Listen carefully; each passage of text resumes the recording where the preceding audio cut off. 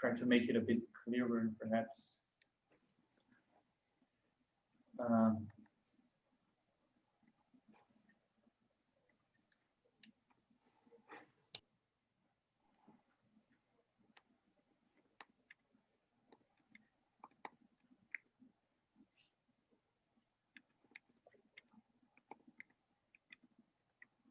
Caron, Thiago, Rafael, they all said they are not joining, so I guess it's probably just us, right?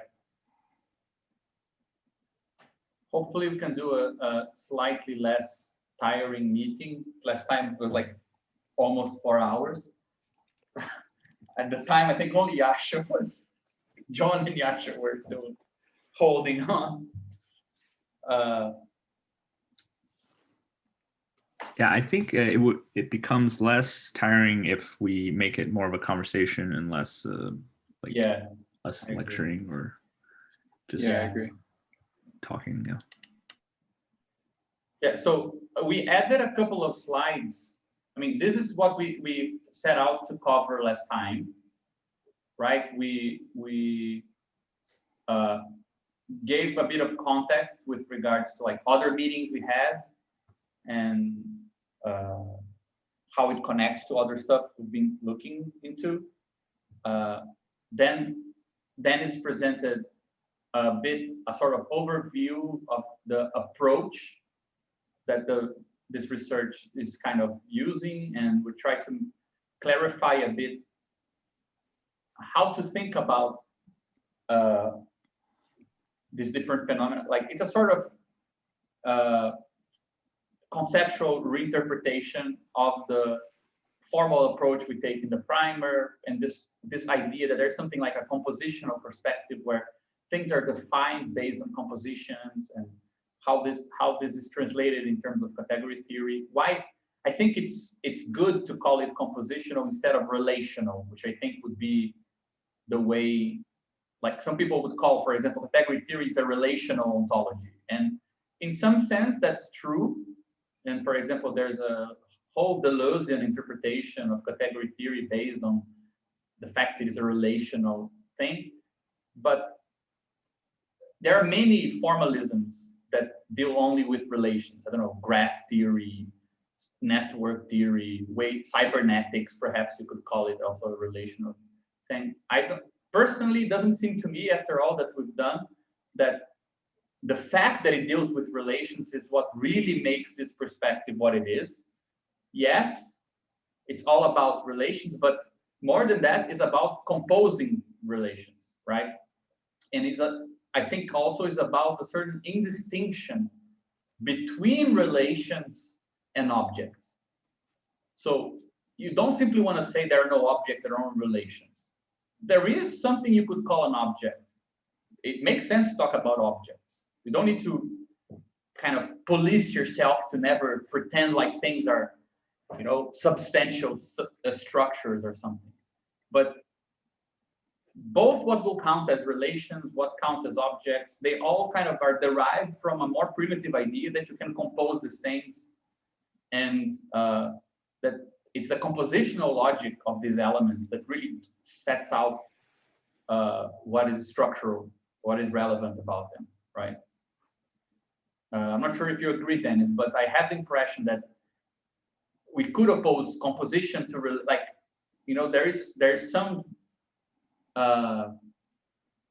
talking about category theory simply as if it's a relational approach to things seems to downplay, let's say, how you actually look at things, how you operate with them, and things like this, you know.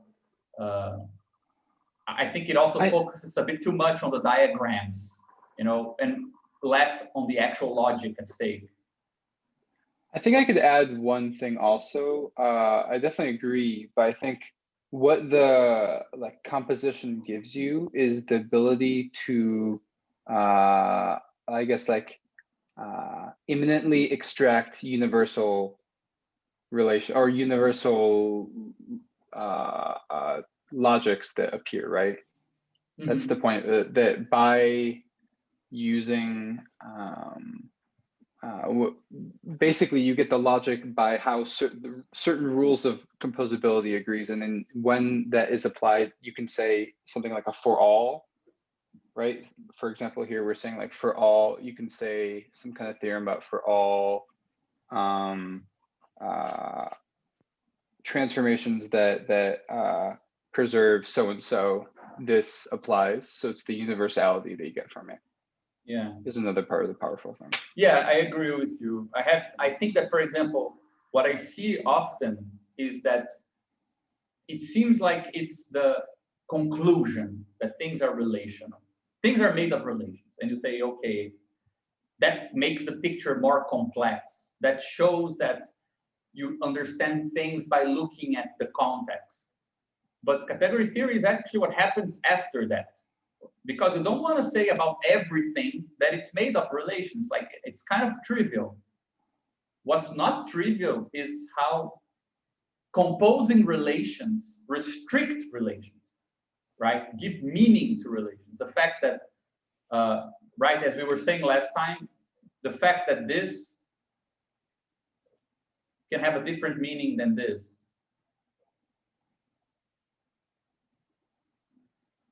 Because all these arrows here, they restrain and give a meaning to this arrow, right? That's different simply from this one. So I think this sort of statement, philosophical statement about relations is very important, of course, but it can also take your attention away from the fact that you want to study singular relations. You want to know information about things. You don't want to simply state that it is relational. So to show that something has connections with other things, I think you could use many tools, but to show that those connections are information preserving, information forgetful, right? That the composition of many relations gives some, like, distributes some determination to the relations involved and things like this. The crucial part is not really the relation, though it is also important, but the fact that the very quality of relation is being affected by how they are being composed together, right? Yeah. It's like systems of relations, like a set of relations that we can use to model basically statements. Yeah. Right. Like every diagram is basically a statement. It's just very condensed, right? Because like you showed with those 4 arrows, it would take a lot more to write, what each arrow means in a formal language than to show it diagrammatically. But it's just a condensed way of doing that. Yeah, but I think it's also the fact that, I mean, the minimal unit for, I think you said something really good, which is that category theory is not really a theory about relations. It's a theory about relations between relations, right? The minimal unit is not one relation. Like, one relation doesn't give you any information, right? It gives you too little information. It's underdetermined, right? So I think that that's the point, right? Let's say the powerful tool is the commuting diagram, because one relation is giving information about other relations, right? Or composition of arrows, like those are the minimal units. Whereas if you just have one arrow with no other context, that's like, it's such a weak notion that it's almost like you have no idea of a primitive relation. You only get to know the meaning of a relation once relations are related, right? Something like this. So again, with that stupid example that I gave, like if you have this, oh, is it working? Yeah, sorry. If you have this, you set too little, right? So you start saying more when you have something like this. Because if this, and this exist, then F cannot be anything, right? Or G cannot be anything, or H cannot be anything. So it's almost like you can't really talk about the meaning of an arrow until you have other arrows, right? It gains meaning by being caught up in this network, or you call it a system of other relations, right? Yeah, just to be like, just have a concrete example from the paper. The text itself, if you go to 16.2, right, we use this commuting to talk about like the simple reproduction cycle of capital, right? So like this is each arrow represents a kind of a relation, right? But then the commuting of all of it together is more than just a single relation. It's the system of relations that describe what it means to reproduce capital, for capital to reproduce itself. By the way, did you write something in the? I don't think anything appeared here. If you drew something. Oh no. I meant to share. But you're sharing right now. Yeah, sorry. You can. Okay, I can share. Yeah. Yeah, I just wanted to show, like, I mean, this is just from the paper, right? Actually, I have two things to share here. So one is, yeah, this from the primer. We tried to capture this set of relations, I guess you could say, between this three tuple, we call it, 5P, which is valorization. So you have the relation between one amount of money and another amount of money, right? Which is valorization. You increase money. And then that's described by the circuit or composition of BVS, right? Buying, valorizing through production, and then selling the product, right? So then that's one set of relations that must commute. And then at the same time, there is this other arrow called RVI, which is what we call the portion, portion of money reinvested, because once you reproduce capital once, you have to take the money you made and put it back into it, right? To buy the same materials again, labor and means of production again. So RVI is kind of how you reinvest the money, and then there's some portion which goes to the luxury goods. So it goes to consumption for the capitalists, right? Which we call RVP. So we're basically saying, like, these three relations satisfy this condition, right? So we could write this in a more simple language than just, we can just say, like, the capitalist buys labor power and means of production, uses it to make a product, and sells that product for more than he paid. Then he takes the same amount of money out of that total product and puts it back into, for the next cycle, right? Puts it back into capital, and then takes some profit for himself to buy some items for consumption, right? Which is, and we call it CMP, right? MP is like kind of the profit that is extracted out of the system. So we could just say it in ordinary language, but this diagram is a way of condensing that in such a way that it's now compatible with this more formal language.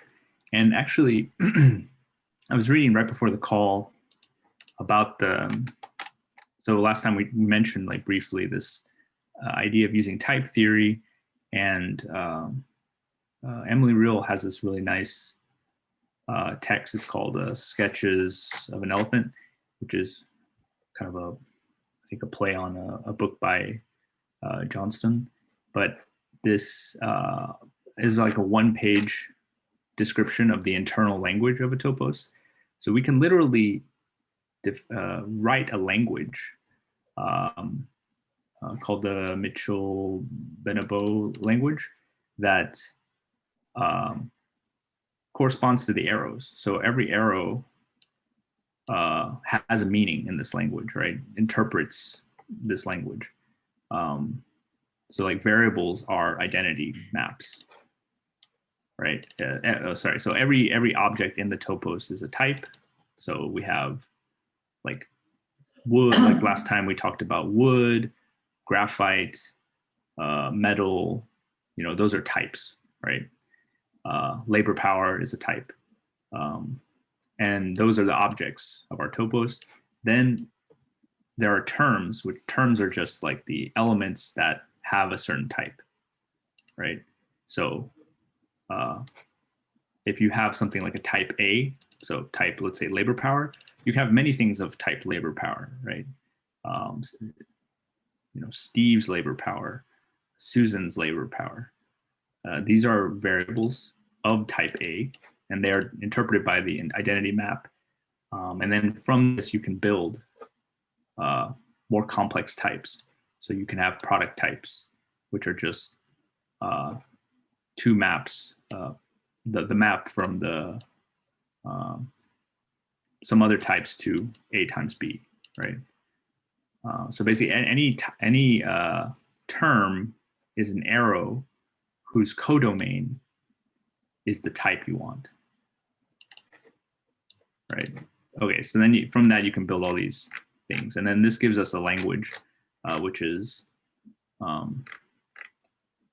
has different levels of strength. If in the case of the primer, I think we do enough to say that the language we construct is as strong as the simply typed lambda calculus, right? So we can do like lambda calculus stuff here, which is kind of the zero level of computing, right? You can. If you go like back to the other image, I think we can explain this in a way that's a bit more user friendly also. Yeah. Let's make it. I'm just saying this because I think that why is this not simply a drawing, right? And not a diagram in the simple sense of things that we write, like connecting them, like this relates to this, and this also relates to this, like this empty thing. Like I would say, I like author A, but I also like author B, or something like this. Why is this different than that? Something that simple. And I think that the reason is because when the arrows are connected like this, like in this commuting way, they start implicating each other. So if this changes, this will have to change. If this changes, this changes. If this changes, this will have to change. But the fact that these are all connected means that a change here can only affect this and this in a way, like the meaning of this arrow, right, becomes, let's say, explained by this path, right? So you stop looking at relations as processes, and I think they become a context, right? When you have arrows that are connected in some ways, like these arrows here, right, where to turn some amount of money into another amount of money is the same as buying labor power, producing it in a valorizing way, and selling it. These things here start functioning almost like the meaning of this arrow, which I think is where Dennis is getting at, the idea that you start having a language, because one term means the other term in an immanent way, right? You see, this path here tells you something about what this arrow means. So it's not just connections between elements. It's not like saying this connects to this, that also connects to this. What do I learn about this element by the fact that it's connected? Not much, right? But if I know that if it's connected to these things and both of them are connected to this that goes back to this, the fact that you're starting to get some structure and one arrow relates to the other arrow, there's a relation between relations, this starts getting some semantic meaning with regards to this, right? So these differences make a difference for other differences, and they're all kind of collected here. So this is the basis for starting to talk about, I think, the idea of an internal language, because now you can start defining what are the things that make a difference in this space. So types of labor power, types of means of production, ways of composing these things to come up with a product, relations between products and how they're sold. These things become, let's say, the meaningful descriptors of this context, right?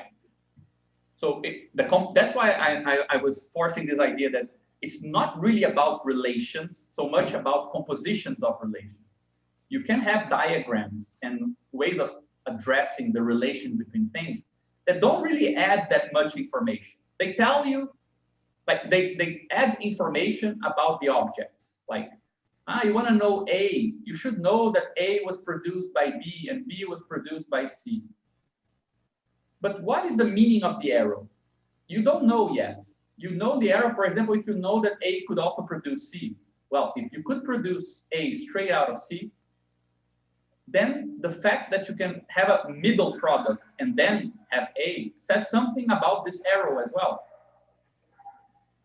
So I'm just saying this because I think the example Dennis gave and how it opens up to this discussion of languages and contexts and the ways you explore this space, this only becomes a logical space, like a system, because relations are put into some structures that allow you to see how changing one changes the others, and not only give meaning to the terms, but also give meaning to the arrows, right? They get meaning from the other arrows. Gabriel, do you think this arrow captures the growth of the organic composition? If the arrow captures that there is something changing between the rate of means of production and labor, because this is the biggest problem. When you think the atom of commodity, and you think that it is like a unity of exchange value and how do you say valor de uso? Use value. Use value, of course. When you think the commodity is this unity of use value and value, in some way it is like something static. It's not static, but you can think like something static. But here you have to capture that, I don't know, like the atom of capital is something that is moving. And I think I can't. No, it makes total sense. For example, we have a diagram for the expanded reproduction, right? That's the simple reproduction. So this is the simple reproduction. That's the expanded one here on top. It's a bit more complicated because you need to also add a relation between production, between valorizations, right? So this money becomes this money after one cycle, but then the amount that is taken out of profit is not all the excess. So there is more going into the new process than in the first run around. So you start a new cycle, but it's M2 and not M1. So this diagram here is dynamic. It captures the fact that whatever is the second cycle, it needs to be larger than the first cycle. Because it is important when we consider the problem of competition that we have already talked about. Because everything that a capital knows about is how to react, grow with a growing organic composition. It's everything that he knows. He doesn't know anything about totality and how capital in general works. So we have to capture this in a way.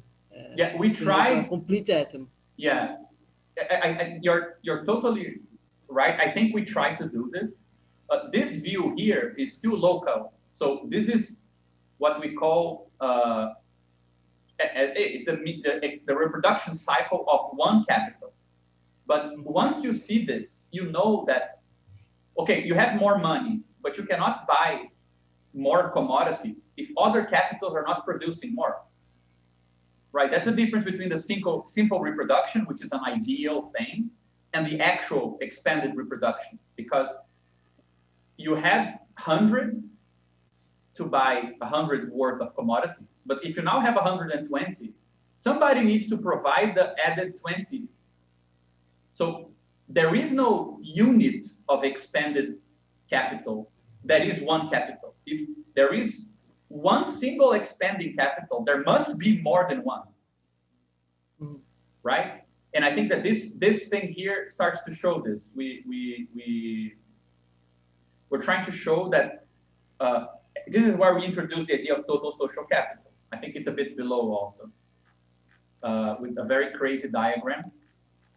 This one that shows that total capital, a part of it is a capital that is transforming one amount of money in another, but that will grow into be more capital and transform that augmented amount into an even bigger amount. And total capital needs not only to provide the original amount of commodities, but it must be also providing the expanded amount of commodities. So here, there must be also growth. So there is no, I think it goes exactly to what you're saying. The basic unit of capitalist reproduction cannot be a single capital, right? You cannot start from the idea that there is one capital that grows, because for the capital to grow, there must exist another one that provides also increasing their output to feed that capital, right? So that's why this is the last section where we examine things in this local way. And the next section, we introduce a drawing that is the picture of the beast somewhere. Here, you have already multiple units in a dynamical system. And then we even have a worse one below. This already includes like labor and the reserve army, and then you have an even worse one later on. It gets worse and worse. It gets worse, like this. Which, I mean, it's clearly right that this is the eyes of the beast, this is the nose, and this is the mouth, and here are so I mean, you get a picture of the beast.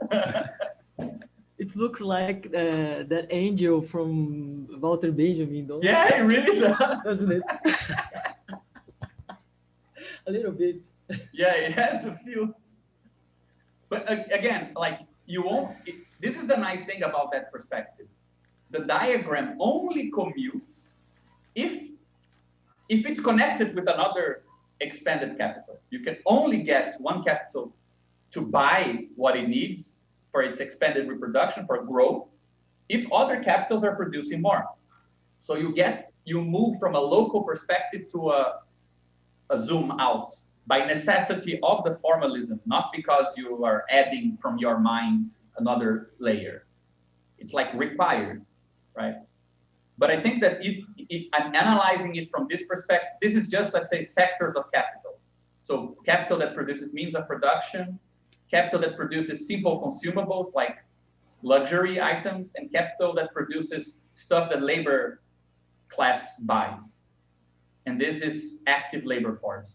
And these are all the relations. So wages, variable capital, profit, and so on. So does that put this in volume 2 then? This yeah, particular...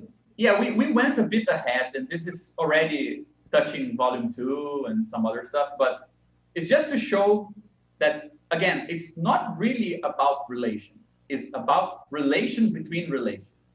Like, it's weird to do this, but it's similar to what Badiou did in Being an Event, when he said, well, it's not about elements of sets. The primitive term is a set with nothing inside. So the first element is of a second order. It's not of the first order, right? Usually there are elements inside of a set. But when you go down, down, down, down, you don't find an element. You find a set with nothing inside. I think in a similar way, this is what happens in category theory. When you go down, you don't find a relation. You find a relation between relations, waiting for the other relations to be set up for something to make sense.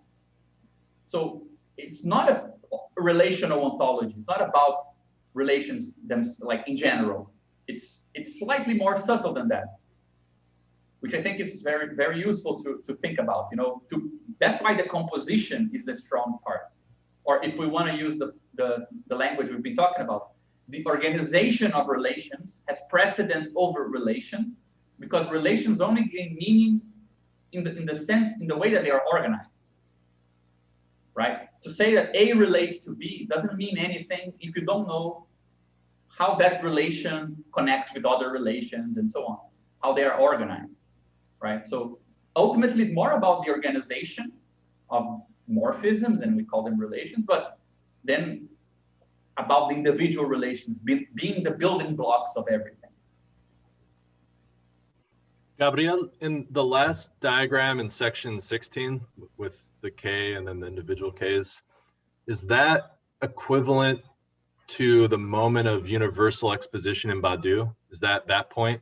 Yeah, this is an attempt to show what it means for, right? We constructed part by part this idea that, let's say, the relation between two commodities is seen by the money commodity.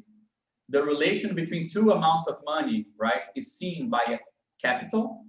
Mm-hmm. And the relation between different different moments of growth of a capital are seen by total capital. So is that still prior to actual concentration of capital, or have we hit concentration at this point? Yeah, we have a theory, very quick theory of concentration and competition in section 17 that Dennis did in a really cool way, in fact, with these diagrams here, for how capitals can be composed together, divided, and so on. But ultimately, what are the two capitals, right? So let's say this is not a growth of a capital. This is a division. This was big, and then it divided into two small capitals. Mm-hmm. Competition between these two small capitals are trying to bite a piece of total social capital, right? So competition, to go exactly where Raquel was saying, competition is a theory of how capitals bite off a part of total capital, right? It's a projection of total capital onto parts. Mm-hmm. Okay. Right, something like that. Yeah, I can talk about this for a second. Also, here, this crazy looking thing is basically all maps. So first we have to describe what is this. This object describes all transformations from total social capital to itself. So that you can think of that as all possible partitions, all possible states that total social capital can be in. And then we add this N here to say that these are all the maps from the totally ordered natural number object to the set of all maps from total social capital to itself, which gives us a temporalized version of this. So like n is equal to like time 1, time 2, time 3, all the way to infinity, right?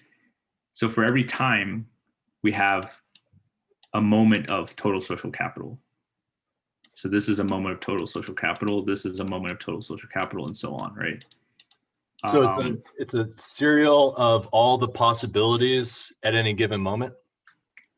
Yeah, it's basically all histories, all timelines. Let's say, right? If total social capital is an object of basically like partitions of capital allocated to different companies, different people, companies, property owners. This object describes all possible passive evolution of that system. And this one basically selects one history out of all the possible timelines, right? We choose one timeline, and that is the condition that describes the evolution of a single individual capital. So this arrow, this is how one capital evolves in one moment, right? It evolves according to whatever timeline was chosen with this arrow. Yeah, I think a good way, again, it's really good to imagine if you open this up and imagine that you had some capital here, and there in some other moment here, and it could go this way in infinite ways. It can grow, it can be divided and become two, it can do whatever. These three arrows here are talking about how you are formally talking about how you select one. Right? And turn it into a path from the present state of capital to a future state of capital. Just one question. Do you think you can apply this symbol to a worker too? For example, if you have one worker and you are thinking his relation with the total labor that exists, I think it's almost the same thing. Yeah, very similar. Yeah, this K could be replaced with LA, what we call LA, total labor, right? Total active labor, yeah. Yeah, and then this could be one. I mean, it would be, because since we're working with the category of commodities, it wouldn't be the worker. We don't have the worker as such. We have labor power. So labor power. Yeah, we could show the evolution of labor power. Though in our system, the weird thing, if you go down a bit, because we do introduce the idea of movements inside the labor class. I think it's just below. Yeah, this one. So this is the active labor force, and it can become unemployed, and it can become pauperized. And the pauperized can be included in the active labor force, right? The weird thing about this scheme here, and the way that we construct it, is that the paths of labor power, like the paths of capital start with capital and end with capital, but the paths of labor power are actually from unemployed, like from not being a worker to being a pauper, right? So the extremes are not from labor power to labor power. That's actually a moment in something larger that goes to the basis of the labor class is the unemployed. The basis of the labor class is not the employed. So there is a bit, it's not symmetrical, right? Sorry, could you explain it again? Which thing is not symmetrical? The relation between these arrows here, right? How did we define this? We say people are active laborers when they go through two diagrams. They are bought with variable capital. They go and produce something, right? That is then sold. And then they use this wages to buy means of subsistence. They reproduce themselves. So there is a productive process and a reproductive process, right? Yeah. So to be here, you need to go through two cycles. To be unemployed, you only go through one cycle, the reproductive one. To be a pauper, you only go through the reproductive cycle, but not all the parts of it are commodities. So you don't buy commodities. You buy some commodities, and some of your reproduction comes from other ways. So the most fundamental relation in the cycle of labor is not the productive relation. Only a small set of the labor class goes through productive and reproductive. What all laborers go through is the reproductive. So the universal condition to belong to the labor class is to go through the reproductive cycle, not the productive one. So in this sense, unemployment and survival is the universal condition, and to be productive is actually the accidental condition, right? Yeah, just add, I think we could also say like the resolution of total social capital is here, right? From capital's perspective, it doesn't even see this LP. Yeah, because it's not buying things from here. Yeah. I mean, it's a simplified view, but still, yes. Yeah, I mean, this is already how we're embedding. So the inner circle is the logic of capital, but we've already embedded it here inside this other logic, right? So that puts both like homeless, unemployed, and also like domestic labor in the circuit, because that all falls under. Yeah, you could even expand it here, because there are those who are, let's say, there is you could add here, for example, how every arrow here in the labor in this is connected to something that happens in a different layer, which is reproductive work, right? So you could expand this even further, but it's just to show that we could apply that idea of cycles up to the worker, but the complete cycle of a worker is basically the reproduction. It's not the productive one, right? Like between a worker and his future state, some arrows go through production, but not all, right? The most canonical, most typical arrow is actually one that doesn't go through production. Like it's just a reproduction of the worker. So it's but Gabriel, that's the question, because in the other diagram, I think you were comparing capital in time, capital in one point in time, and capital in another point in time. But if you maybe compare two different capitals in this diagram, then you can say it's something like the labor power, because if the result of this diagram is the competition of capital, you and you think in terms of competition of labor power too, to think all the reproduction, then I think the diagrams would be comparable. I don't know. yes, But I see what you mean. you have to think capital not in time, but Many comparison capitals. with many capitals. Yeah, I think it's more than comparable. It's the fact that if you truly expand the view, how does one capital become another capital? Through employment of labor power, means of production, and then cells for M2, right? This is what becomes another moment. So one diagram actually connects with the other, right?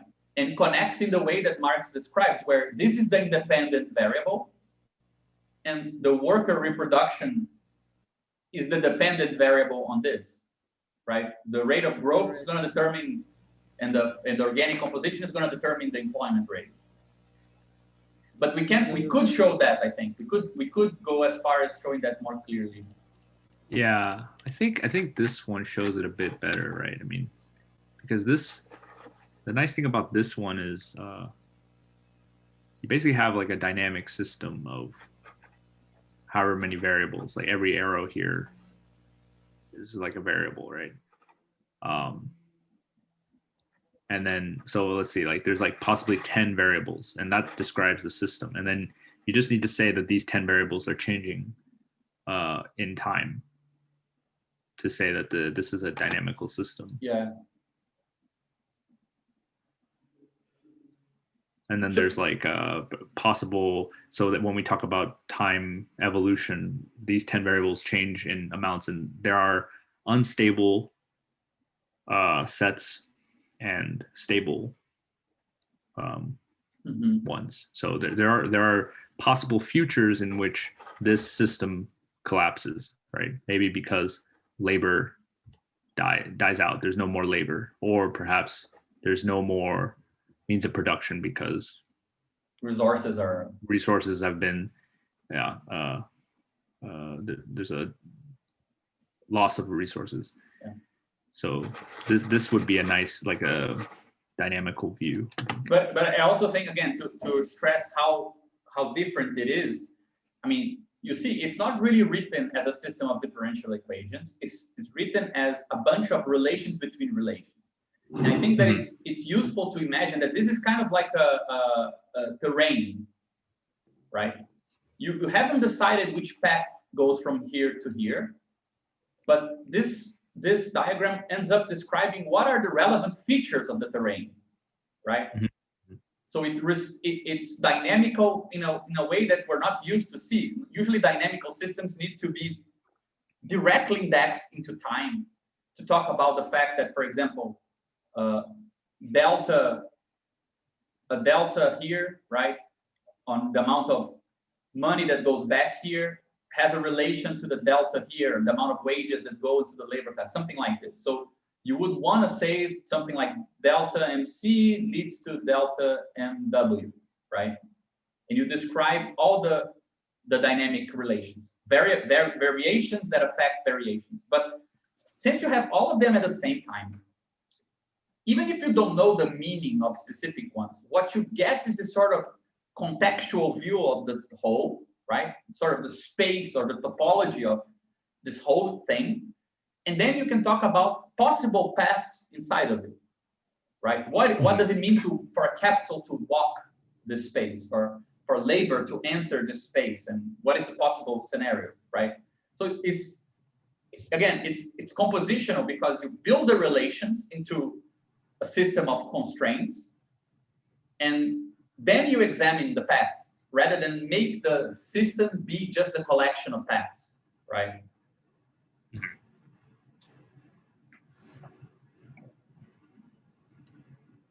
Yeah, so I mean, when you compare this view, I mean, this view shows the relations laid out in a way outside of time, not yet. It's like a movie that hasn't started playing yet, right? It just has, you have the characters, you have the relations, but it hasn't. Script, yeah. You have the script, yeah, but it doesn't actually play itself. It just describes the relations, and then this one describes like now all possible ways of playing it, right? The nice thing about this categorical thing is it's very loose. You don't need to say what is in this object, right? What is a valid history of capital? We don't know, like we don't need to say right at this point what is a valid history. We can add constraints later, but all this is telling us is like in order to talk about one capital evolving in time, you have to go through the total social capital evolving in time, right? You cannot just say, I know everything about maps from K to K without knowing this thing, right? So that's the condition we're putting on. We need to refer to the total social capital too. Yeah, I think the important thing is that it gives constraints based on like this, I guess, this theme we keep harping on about like how it slices the space, right? Mm-hmm. Yeah. So we're like choosing these slices based on things we're interested in, like labor, abstract labor, or whatever. And then these relations give constraints on like the logic of how it works over time. So I guess like you could, right, as you say, like have differential equations that show the actual dynamics over time, but that's something that would like exist over top of this structure, if I'm interpreting it right. Yeah. Like this is even before doing something like that. And I think this is that's why it's called a transcendental analysis, right? It's kind of the conditions of possibility, but not really like in the philosophical sense of how should people be if we exchange commodities, or how should the world be structured in the sense of the ontology of exchange. It's what needs to be the very basic territory, logical territory, so that the path that we're seeing today is a possible path, right? It's more objective than saying what are the conditions of being, which require you to leave the discussion of the economic categories you're interested to talk about something that is kind of outside of the world, right? And it's more about, okay, what are the things that are relevant to that movement? And then just write the relevant conditions and how they're coupled, right? But I think we could move to the next point of discussion also, because I think it clarifies a bit this. Okay, like why do this, right? So rather than just go over the things that we mentioned last time, because I mean, true, the fact is that we added. What is the use of this different perspective? What do you gain by taking this position? And we tried to focus in a presentation last week on this idea. This is what we're trying to introduce as a novel thing that is not in capital, but that opens up a different discussion that we think connects with the kind of big project that we are involved in, right? This idea of connecting political organization and a political economy in a new way. So there's a very strong connection between taking this compositional view and being able to define what we call resolutions, right? We added here a couple of slides that I think have helped. Let me just see where they are. Yeah, just because I think this is a good kind of point to debate. I don't think we have a clear understanding of this yet. We're moving, but it's still not clear, right? So this is the basic structure of the argument thus far, right? We say that, well, a lot of capital of the categories fit very well in our new language, this categorical compositional language. A lot of the stuff is preserved. A lot of the stuff works in the same way, so we're not losing concepts and ideas, right? But if this is the case, the fact is that we're able to do two new things as well. Not only translate, but also say a bit more, right? So the first thing that we're able to say that is, we think it's a bit new, is that since the compositional perspective, it's prior to exchange and production, right? This compositional language is here, and then you define what sort of relations you call exchange and what sort of relations you call production. Since it's prior to this, and you define this, there isn't a black box between exchange and production. There is no substantial difference. There is no reason why you should think that the field of value is constitutively different from the field of use.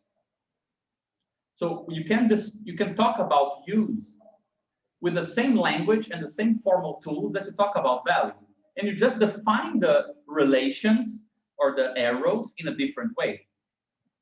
So the first thing we try to do that is new is that we define use sets logically as uses that are constrained by the commodity form, rather than as something external to the logical value. So for example, we had that idea that I think we have Dennis spoke of this, and then I also went back to it, this idea that you can imagine that there is something like everything that is in a commodity, right? This is, let's say, its support set. But from everything that is in a commodity, there are all those things that could be part of commodity processes, right? That are relevant when you add this commodity, right? This is commodity C1. When you say something like C1 was exchanged for C2, or C1 and C2 were composed together to build C3. There are a bunch of arrows, relations, right, that go into this commodity and are kind of using it up, but not all, not everything is relevant.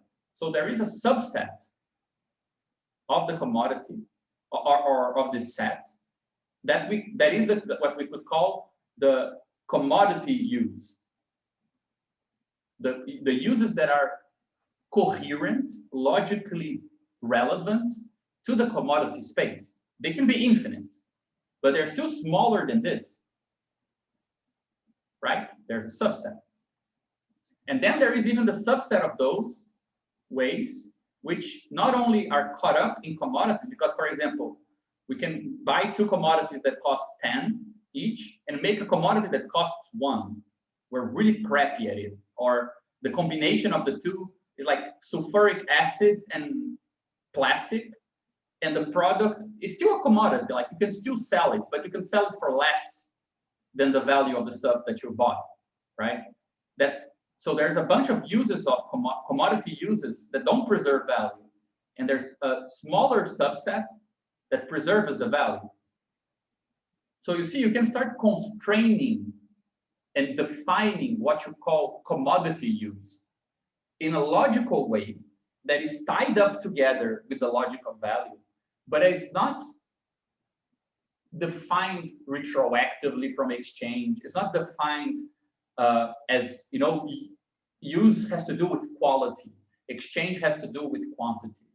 And therefore, quantity and quality are separate. One is an abstraction, it's mental, or conventional. The other is qualitative and real. You don't need to make that distinction. So we found a way to talk about use sets that is as logical and as part of the terrain of capitalism as exchange sets.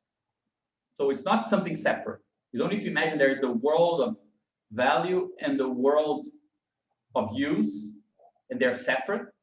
You can actually imagine something like this and say, okay, these are all the relations that concern the use of commodities. These are the relations that concern their exchange. And commodities can do like this. But it's all part of the same logical terrain, right? So in the case of labor, this is very interesting because you can talk about abstract labor, real abstraction in labor as being defined directly on labor use. You can imagine something like this is the everything that a laborer is. It's a huge infinite set of all actions in time, all pieces of your body in a moment in time. Like it's an infinite set, right? Of the worker or of a person. Then you can define a smaller subset of all the ways that a person is mobilized in a production process. We could call this concrete labor. Then you can define an even smaller set of transformations, right? That not only are caught up in production, but preserve the value of the product, which we could call abstract labor. And we still haven't defined what socially necessary labor time is, nothing like this. It has nothing to do with time. But it's, again, it's from all the possible ways that you can do something, right? For example, all the possible ways that a person can compose together with some object to make some product of this process. There are infinite paths, right? What we're doing here is refining this to some paths. Which ones? The ones that preserve value. M2, M1 went here, right? And this. So these three arrows give you the meaning of these arrows. So this is a purely logical interpretation of what abstract labor is, where it's taking labor to product. But if you add these other arrows, well, money went into it, money comes out of the other process, and this arrow here needs to hold. Well, then from all the possible paths that could take you there, only some of them make this diagram commute. Does that make sense, guys? Yep. Yeah, I mean, and the spatial thing is quite literal. I mean, like you can consider these as spaces, right? That's, I think, the whole point of saying it's a topos is that you are talking about paths in some kind of more or less, abstract space. And yeah, so it's like you have some money in your pocket. You want to get to a higher amount of money, right? How do you get there? You don't necessarily travel in physical space to get there. You have to travel in commodity space, right? Commodity space is the space that capitalists pass through to get to more money from less money. Yeah, and that's even a good description of how we divided merchant capital, interest capital, and industrial capital, right? In the case of merchant capital, this arrow here is actually a spatial arrow. You need to move in space, for example, most of the time, right? To move from one exchange space to another where the same commodity can be valued for more, right? It would be something like I have money I buy some commodity, I take this commodity somewhere else. So here is like B and A, right? Mode B and mode A. This is mode B and mode A different. And now I can sell it for more. So this is the arrows that give the meaning to this valorization process as being a merchant capital. So you know the meaning of the arrow because of the path, right? And in the case of industrial capital, this is done without having to buy one commodity, take it somewhere else, right? You buy the commodities, you combine them in a specific way, and depending if you combine them in the right way, this path will take you here. So again, you see, it's always about composing the relations, right? That's what gives meaning to the arrows. You don't know if this means industrial, merchant, or interest capital until you see what's here. And even I think, maybe correct me if I'm wrong, but these different types of capital, like merchant capital, industrial capital, can also compose with one another, or like be intertwined in themselves, right? Like I'm thinking, for example, like outsourcing labor, right? Is kind of a combination of both. Mm-hmm. Yeah, nothing prevents this path from being very complicated, going from financial capital, investing in industrial capital that produces something that is sold somewhere else through merchant operations and so on. You can glue them in very complicated ways, right? Yeah, I think that's the beauty of this approach. Yeah. It leaves it very open. Yeah, it leaves it very open. And again, so it's always about defining the, we could call it transcendental terrain rather than defining the specific path, right? It's an underlying constraint that you're trying to capture, and not necessarily the specific determination that happened in reality, right?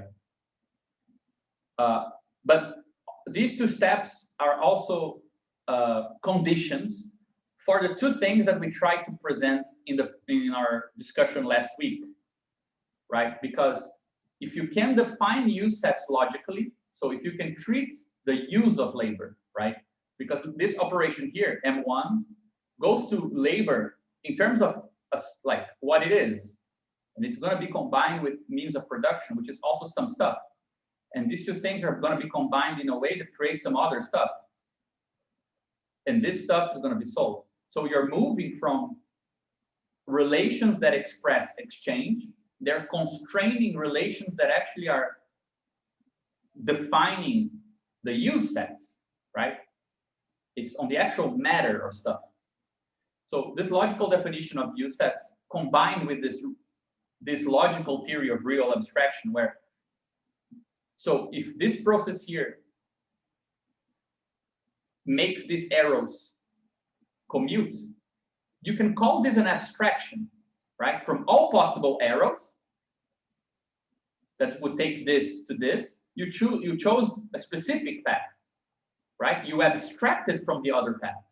So that's a real abstraction. Because it's an abstraction induced on the material. It's shaping the path of how labor is consumed, how stuff is combined with labor, in which way, and so on. But these two paths, these 2 points here are there just to prepare the ground for what interested us in the last presentation, which is the idea of resolution. So if commodity use sets are part of the logical space, right? So if you have this, what we call LPU, right? The use set of labor. And we know that there are ways of, depending on which arrows go into and outside of it, you can talk about parts of it. You can talk about smaller parts of this part. You can have a complete language to talk about use. You don't need to talk only about value and exchange. So if use sets are part of the logical space, we can add one operation called the resolution abstraction, right? Which makes intelligible the many ways in which labor use or other commodities can be sliced in production. As I was saying, like the many ways that having labor, this use set, you can split it into parts. perhaps this way, or depending on what's being produced and for what end, labor will be used in this different way here, they're divided like this, right? So this perspective, it requires us first to understand what a resolution is, which I think is a point that we should discuss a bit more in a minute. But why discuss this? Because it gives us a general theory of what Marx calls a partial worker or a detail worker, right? In the passage on manufacture, you see this movement where rather than considering the units of production to be laborers and means of production, there is a reslicing, a decomposition of workers into actions rather than people, right? So rather than look at one person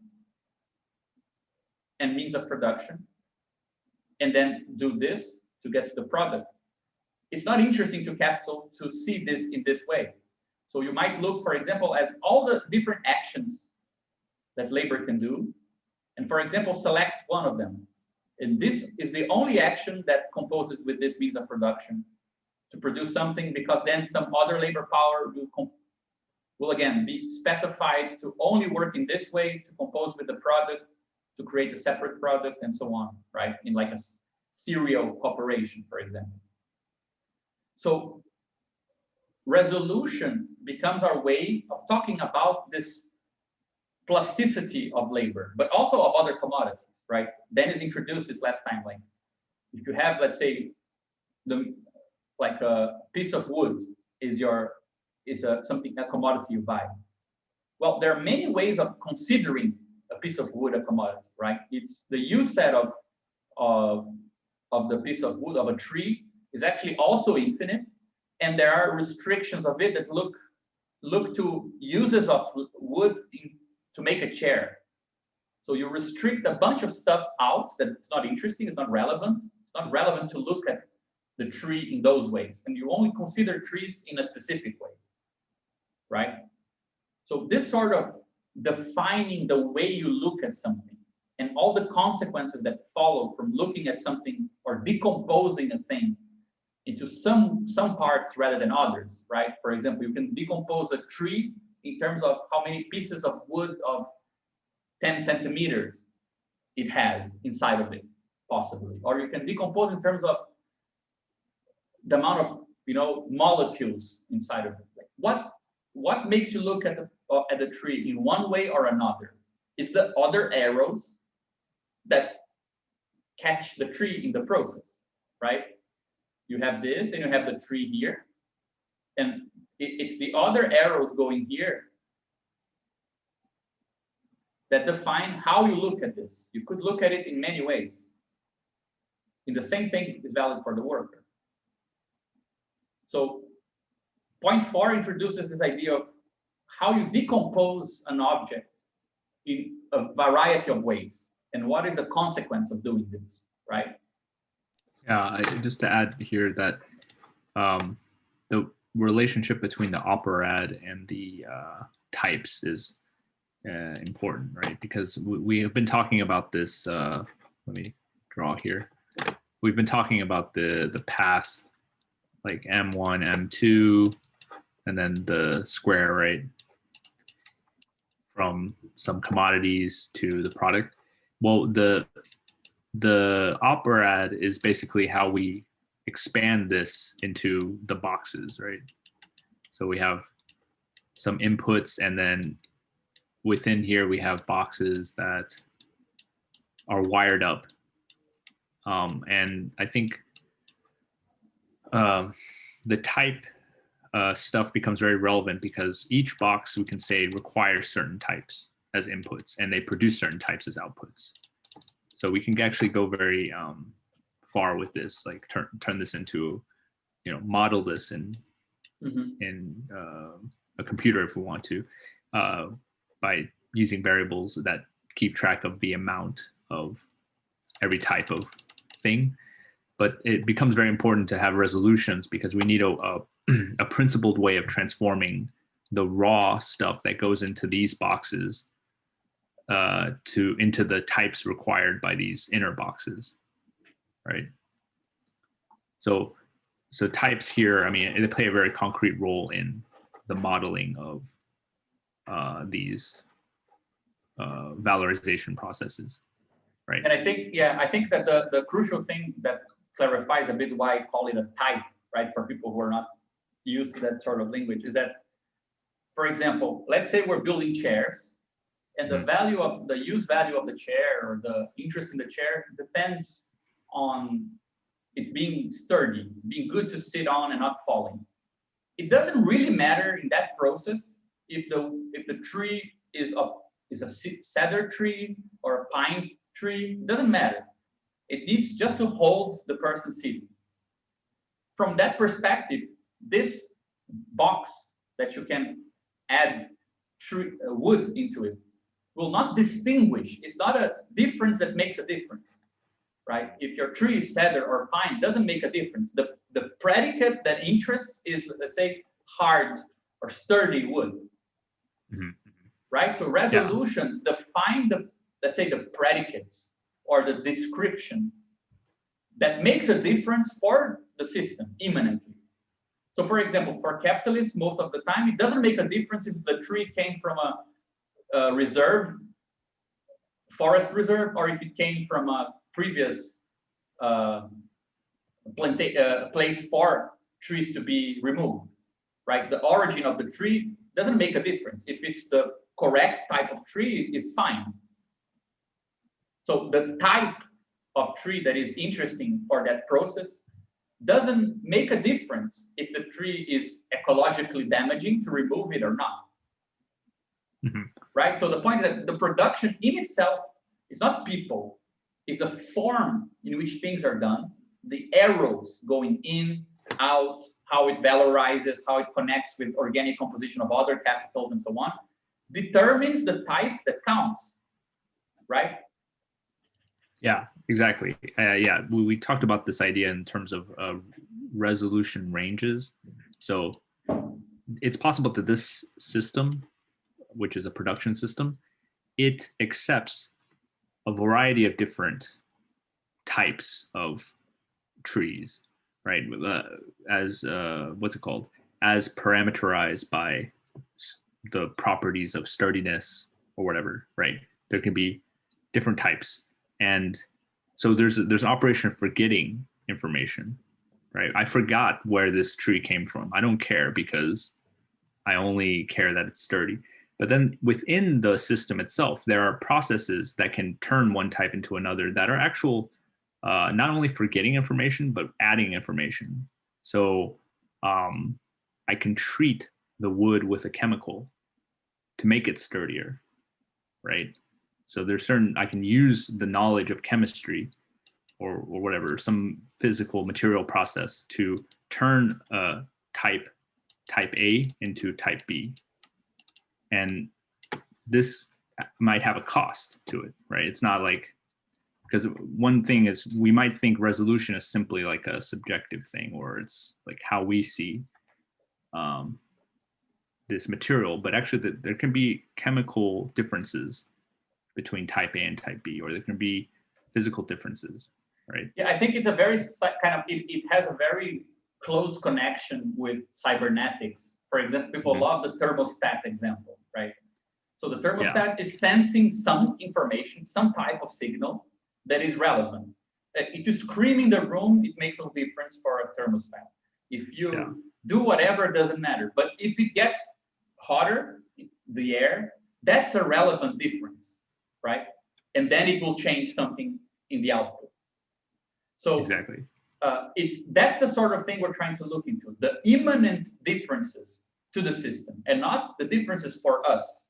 I look at the tree and I could imagine that it comes from this place or that place, or that every tree is different. But we want to understand how the connections in different capitalist productive units create like thermostats for specific signals and not for others. So it's not about how you see the tree, it's about how the production process sees the tree. Right? Could I add something also here? I want to see if I'm interpreting this correctly, but I think this might be a place where about these operads and the relation between like the valorization cycle, where the resolution comes into play as well with like certain types of labor. For example, right, each of these like individual little operads, right, could be like an action in a factory line or something, right? And each individual one could be valorizing. But then if I think of something else, for example, if this is a whole factory, something like janitorial work, right? It's something that's not directly valorizing in itself, but it provides a condition for the entire thing to be valorizing, right? Mm-hmm. This is a perfect example. This is really perfect because for example, that this is exactly what I mean. This is the basis of what Marx calls detailed work, or sort of decomposition of the labor, right? Let's say you have one worker who turns some means of production into a product, right? He does everything. So you don't really see inside here. He does everything in transforming this into this. Now compare this with the situation where capital is not looking at labor. Like, it doesn't make a difference how many people there are. I mean, of course it does, but just for the sake of the structure of production. Rather, it makes a difference how many actions are accomplished. So cutting the wood, nailing the wood, painting the wood, then putting it on the shelf, and cleaning the space. All of this is actually included here. The guy would cut the wood, clean the wood, do this and this. It's all parts of labor. But now you're separating them into tasks, right? And you have one laborer here, one laborer here, one here, and so on, up into the laborer who's doing a task that considered by itself is meaningless. The only reason you can understand that task as part of the valorization process is because all of this is seen by the production process, right? So you become a partial worker in the sense that all the actions that were inside here are distributed between people, right? And your complete labor corresponds now to a part of a meaningful section, a series of functions. And you just get one part of it that doesn't necessarily make sense on its own. The reason why I'm saying this is because it takes us to the last point in that slide, which is this. Like, there is a strong connection between the theory of partial workers, how you can decompose labor into parts, or how you can see labor as being, for example, a part of something bigger, right? Rather than the production process is a collection of many labors, you can think of the labor as a part of a whole production process. So the totality is the production process, and the labor is a part of it. It's different from the labor is a total thing, right? And the production process is a collection of units. So there is a connection between the resolution and this other point, which is the ways that the parts of labor use are combined can be distinct than the bundle of employed labor power. So, for example, I have a laborer 1 and laborer 2, right? There is the set of the two of them, right? But this guy here did this action, this action, this action, and this action. And this other guy did this and this and this and this. And this action is combined with this. This action gives the material for this one. This action is combined. This set is different from this set. The set of the bundle, right, just the collection of workers, is not the same as the set that combines back or gathers together the parts of labor that were used. So these 2 points here are the fundamental points we wanted to present last week, right? This is an idea that really depends on understanding what we mean by resolution. What does it mean to change, right? To filter. You have some commodity and you filter it with this delta resolution, we call it, to be constrained or seen or understood in one particular way. It only makes sense now as insofar as it fits into some type. And it can be both means of production or labor, right? So means like a tree, it only counts insofar as it is part of the set of sturdy things that we use to make chairs. Or this is labor power, and it will only be employed as part, as an indistinguishable part. It could be someone else doing slightly different, right, of some skill. You're kind of finding the attribute or the predicate that matters, or the set of predicates that matter, right? So you're kind of, to do this, you're kind of slicing this to find the relevant aspects, right, to get to this. But the second point is that the combination of these parts, of many labors or many commodities or whatever, doesn't need to be the same as the combination or the collection, the sum of the commodities themselves, right? There might be more in the combination of labor powers than the collection of laborers, right? Yeah, it just, I don't know if this is helpful, but one metaphor from from mathematics that is useful here is like the difference between a trivial bundle and a non-trivial bundle. In if we consider the space of possible actions as a domain, and you map it onto this via the resolution into some indexing set of types, let's say, things that the production process needs, right? These are all possible actions workers can do. Like these are 10 workers. The resolution map takes those 10 workers and maps them to, like, wood cutting is one of these, right? Wood cutting or whatever. But these are all the actions that involve wood cutting. So the fibers of this function are basically, use a different color, this selection of this slice of the 10 workers. But this slice doesn't need to represent, or doesn't need to be one-to-one with the workers, right? Like this little red area does not necessarily correspond to one worker. It can be half of a worker and half of another worker, in the sense of like half of a worker's time and another half of a worker's time, or if you want to think about their actions, right, as elements. And so the difference between trivial and non-trivial is how you glue those fibers. Go ahead. Can I ask, so what you're thinking of this top blob, this is labor power, yeah? Yeah.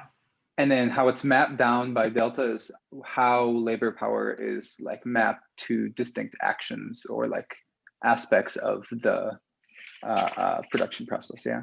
Yeah, types of inputs to the production process. Yeah. Okay, that makes sense. Yeah. So the bundles are how, basically how it's organized, how the labor is organized.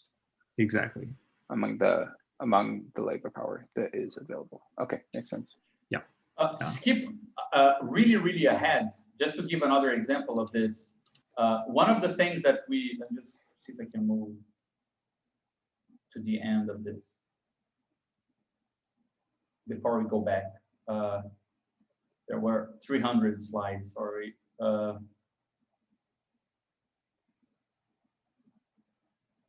I think that this is useful, right? For example, you can imagine that you have some individual and you can list all the relevant actions of the individual, for example.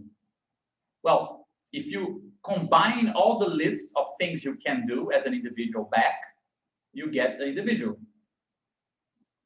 But you can do something slightly different. You can first consider the set of individuals, like a collective, then divide the set into relevant parts.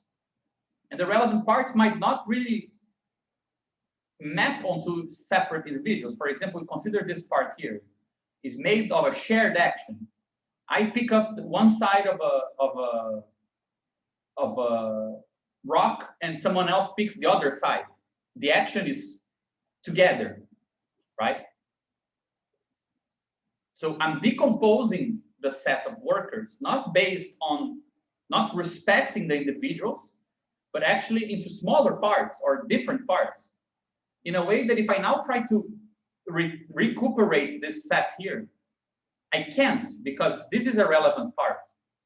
And that thing by itself is not a relevant part. So, right, I could come up with a little monster like this if I try to get back an individual. I don't get back this, right? So you combined these parts in a way that respects the sort of collective process. You're looking from the perspective of the collective process and decomposing actions from its standpoint, right? From what makes a difference to the collective process. You're not decomposing the process from the standpoint that makes sense to the individual, right? And okay, I'm not presenting this in the context of manufacture or industrial labor and saying this is a terrible thing. This drawing here is to show actually what people were doing in the Soviet Union, trying to think about the positive aspects of this, that there was something to be explored in the fact that people can be seen as something other than separate humans when you take the standpoint of the collective, right? They were a bit crazy. We can talk about that in a bit, but this is what we're trying to, that's why we call this a general theory or generalized theory, right?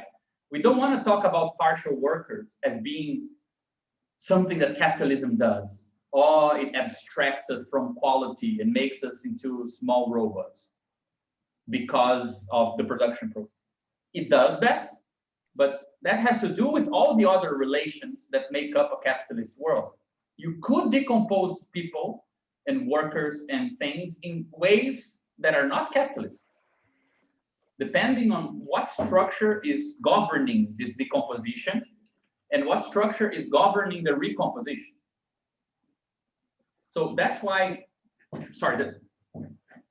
So would you say that, like going along that last picture you had, that cooperation leads to non-trivial, I guess, of what would you call them, like labor bundles, right? Like the way that you structure, that you have the structure of these operas, if you cannot decompose it into like the sum of individual like labor actions or laborers, then that leads to something like non-trivial, Yeah, which I think that if you remember Renzo's presentation on complexity and partition, right? This measure of effective complexity based on, let's say, what is the largest part that cannot be cut back, right? That is meaningful, that partition. It makes you lose information if you accomplish it. I'm not sure if you guys remember that. But if you look at this is what happens, right?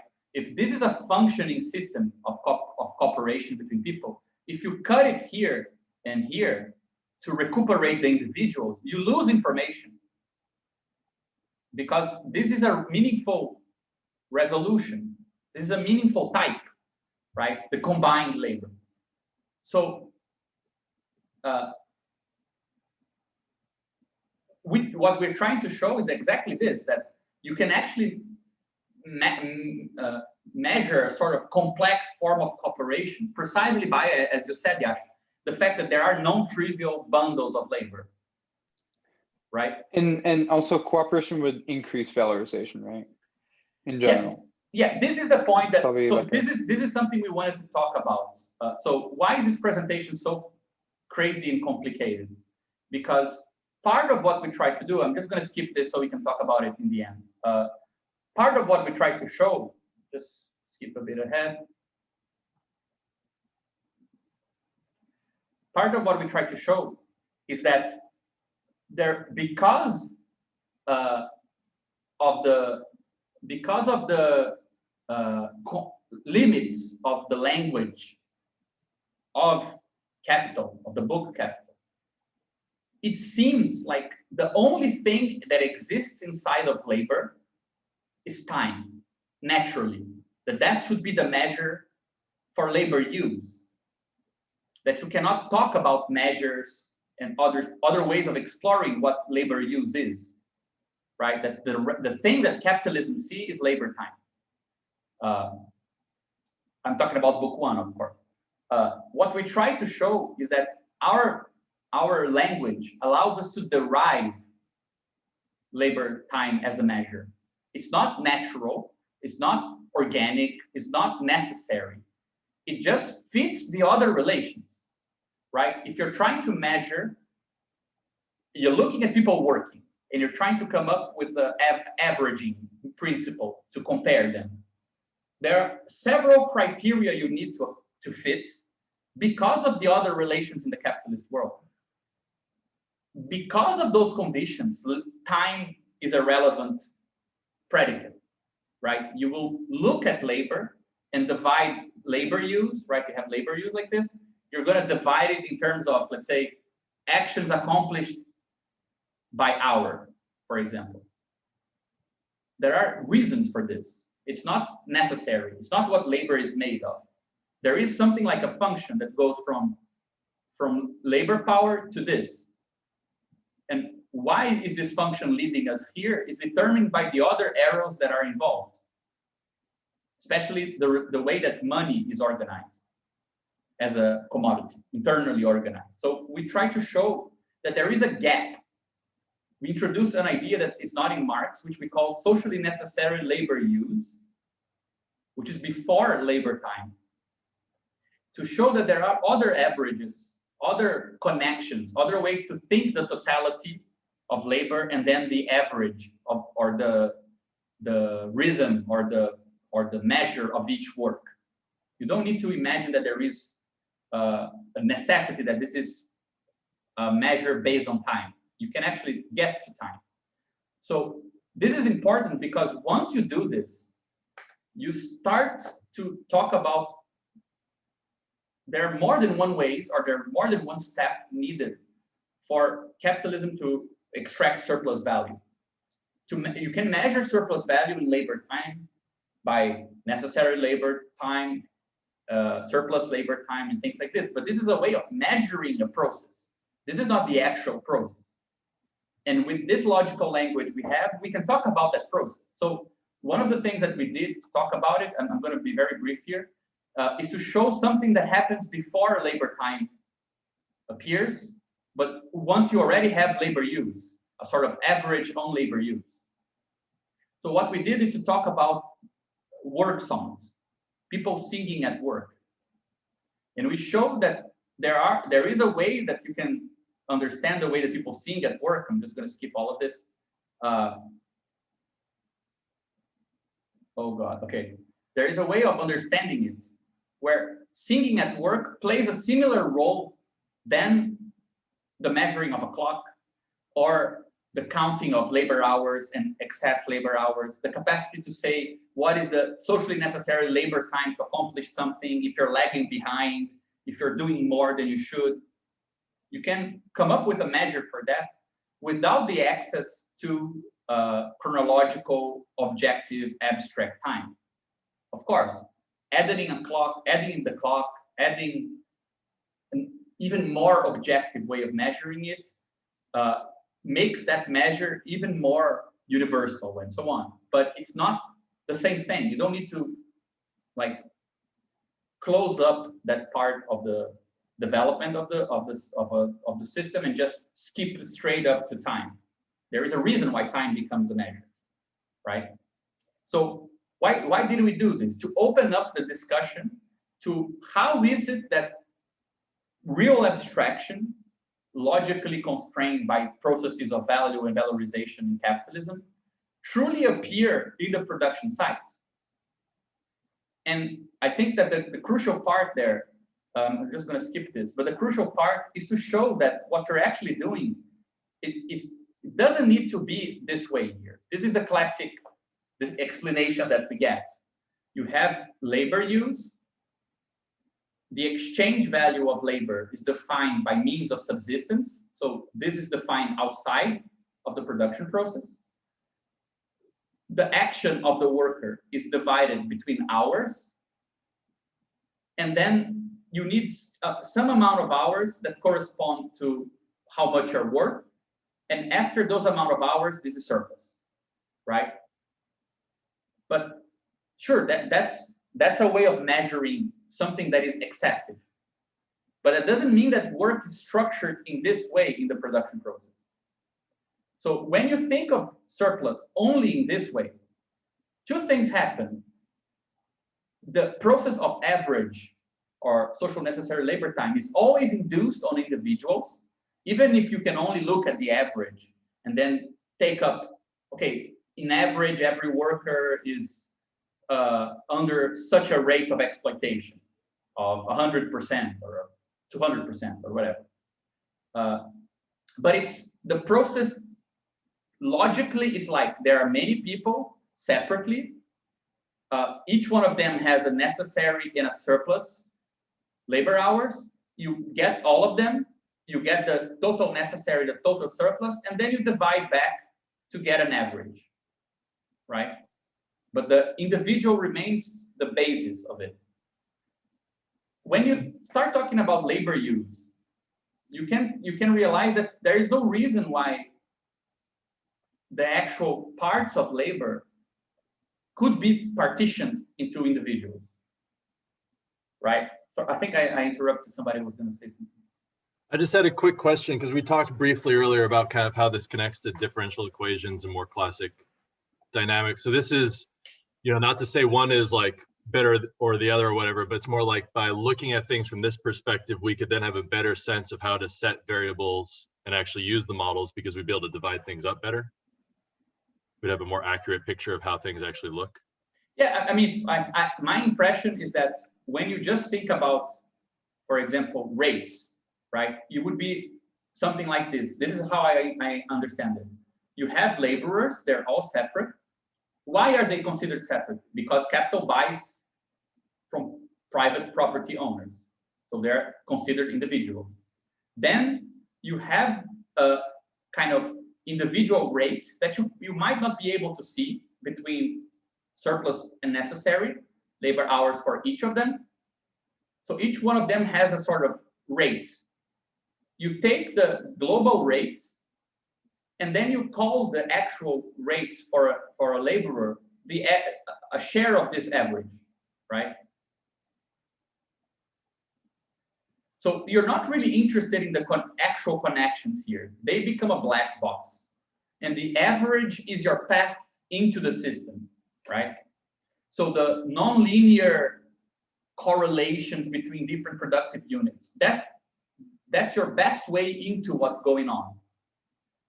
That's the relevant information, rate of exploitation, right? I mean, you just need to think about the fact that though organic composition of capital has everything to do with how things are produced, right? With not simply with productivity as a quantity, but also with how it's produced.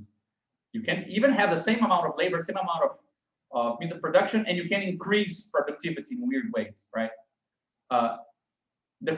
The average rate as just a quantity doesn't really capture all the information there is in changes to organic composition. Changes to organic composition have a weird qualitative thing to them about intensity of labor, about connection between parts of labor. And the exploitation rate doesn't really capture all of that. It's just an average on the individual laborers considered as a set, right? So what are we trying to do? We're trying to capture something that I think appears in a terrible example, but it was the best I could come up with of this. For example, this is like I don't think we have the sound now, but this is some preludium by Bach, right? And this is one hand playing one part, and the other hand plays here the bass and the basic harmony, right? And you have the sort of general melody and structure coming from the other hand. But if you look at the musical structure, there are at least 3 parts of the musical structure. One that starts here on top, you're playing it with your right hand, right? And then at some part of the music, it goes to the left hand. And the part that was being played with the left for giving this pulse and the rhythm and also punctuating certain notes of the structure, that was being played with the left goes to the right, right? And above all of that, there is a kind of harmonization that appears, the fact that one note is being played by the left and another note is played by the right. If you were to map these to the left and the right hand, just look at what the left hand is always doing, and just look at what the right hand is always doing, right? Just imagine there is a split here. You wouldn't capture the musical structure. You would lose information, because the musical structure starts in one hand and goes to the other, and the same happens in the verse. And there is part of the musical information that is being shared by both hands all the time. So splitting the music between the hands of the player doesn't give you a picture of what's going on. You lose a lot of information about the song, right? Which is where the complexity and the information is. There is something similar happening when you index work activities to one laborer and to another laborer. And you just imagine this is this and this is this, even though the actual connection might be kind of like this. So this is just to give like an intuition of why this is relevant, because compositionally, and here in this sense is actually literally the musical composition, the actual musical structure, doesn't respect necessarily, let's say, the separation between left and right hand, right? It composes the two together, mixes them, glues and separates in ways that don't necessarily respect this individual's separation, right? It's true. So if you were to go back to your like Badu Marx presentation, this seems like this would really complicate the layer scheme, right? Because in that level, we were still looking at the worker as individuals, right? And when we I don't think it has anything. No, I don't. I mean, it's true that, and this is the point, right? That in capitalism, if we consider our complicated,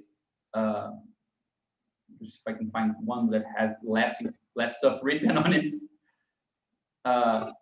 in our system, right, which has more than just capital, but it has also states, logic, and reciprocal logic, right? What we call labor power, which is this commodity on the value space, it's also indexed to a property owner, also indexed to a family member, right, on other layers.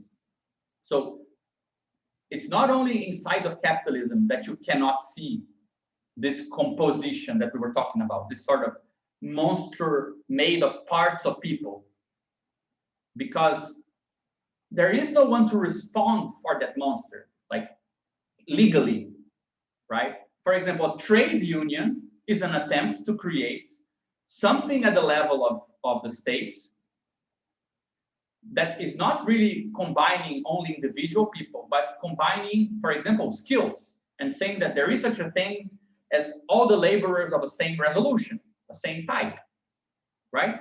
A trade union should be called a type union.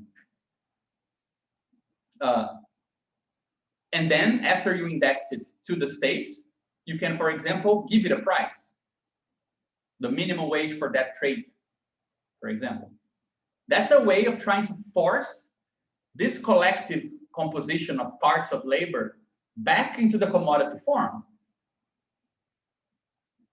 right? Does that make sense? So it doesn't cause trouble. It works very well with it. Not sure if it made sense though, my example. Yeah, it does. I'm going to think about it some more, but that definitely made sense.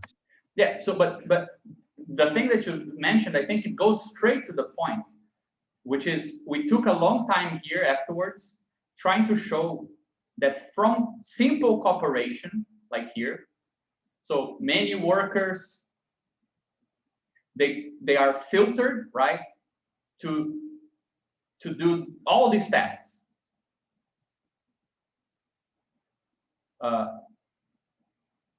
The way that they do it is like, for example, singing together, and then one worker syncs up with the other. I look at somebody working, and this helps me do my job better, right? Or we agree to share the work in this way or that way. in that level, cooperation doesn't exist. The capitalist bought individual labors, right? There is, from variable capital, there is an arrow to this and to this. I paid some amount to this guy and some amount to this guy. They're cooperating, and this collective process has no existence. It's totally invisible. What exists is that, for example, they're chopping wood faster. So the product, for example, grows in the same amount of time. The product grows in the same amount of time. I can induce a measure back and say, well, this means that necessary labor went smaller than surplus labor, right? But this is a measure that is coming afterwards to try to understand this thing that happened, which is laborers combining stuff in a weird way. So it's in cooperation, simple cooperation, the way that Marx describes it in Capital, which is actually a very, very interesting chapter. This dimension of the set of the parts of labor, not the set of laborers, but the set of combined parts of labor that is more complex than the set of laborers, it has no existence in capitalism, right? It's totally mobilized. It's the production process creates it, exploits it, but cannot price it, right?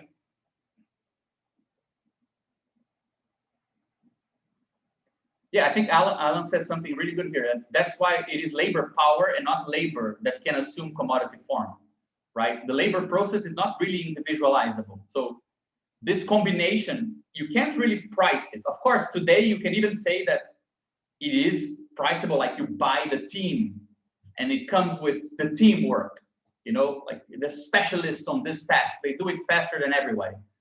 But you can see that it's an operation on top of this problem. They're trying to capture cooperation onto the commodity form, because by definition of how exploitation happens, which requires individualization based on property, which requires labor to be the property of a single person, cooperation and this set, this cooperative set, has no direct existence. But it does gain existence. So that's why we talked about objective cooperation in the case of manufacture. For example, in objective cooperation and manufacture, this complex, right? So if we imagine that we have, I'll take my pens quickly out. Yeah, if we imagine this complex, right? There is a laborer here, one here, one here. They do a bunch of tasks. And rather than combining, seeing these tasks from the perspective of individual laborers, we see the total set of this composition, right, of their complex, and we look at these tasks from here, and they might not really bind workers individually.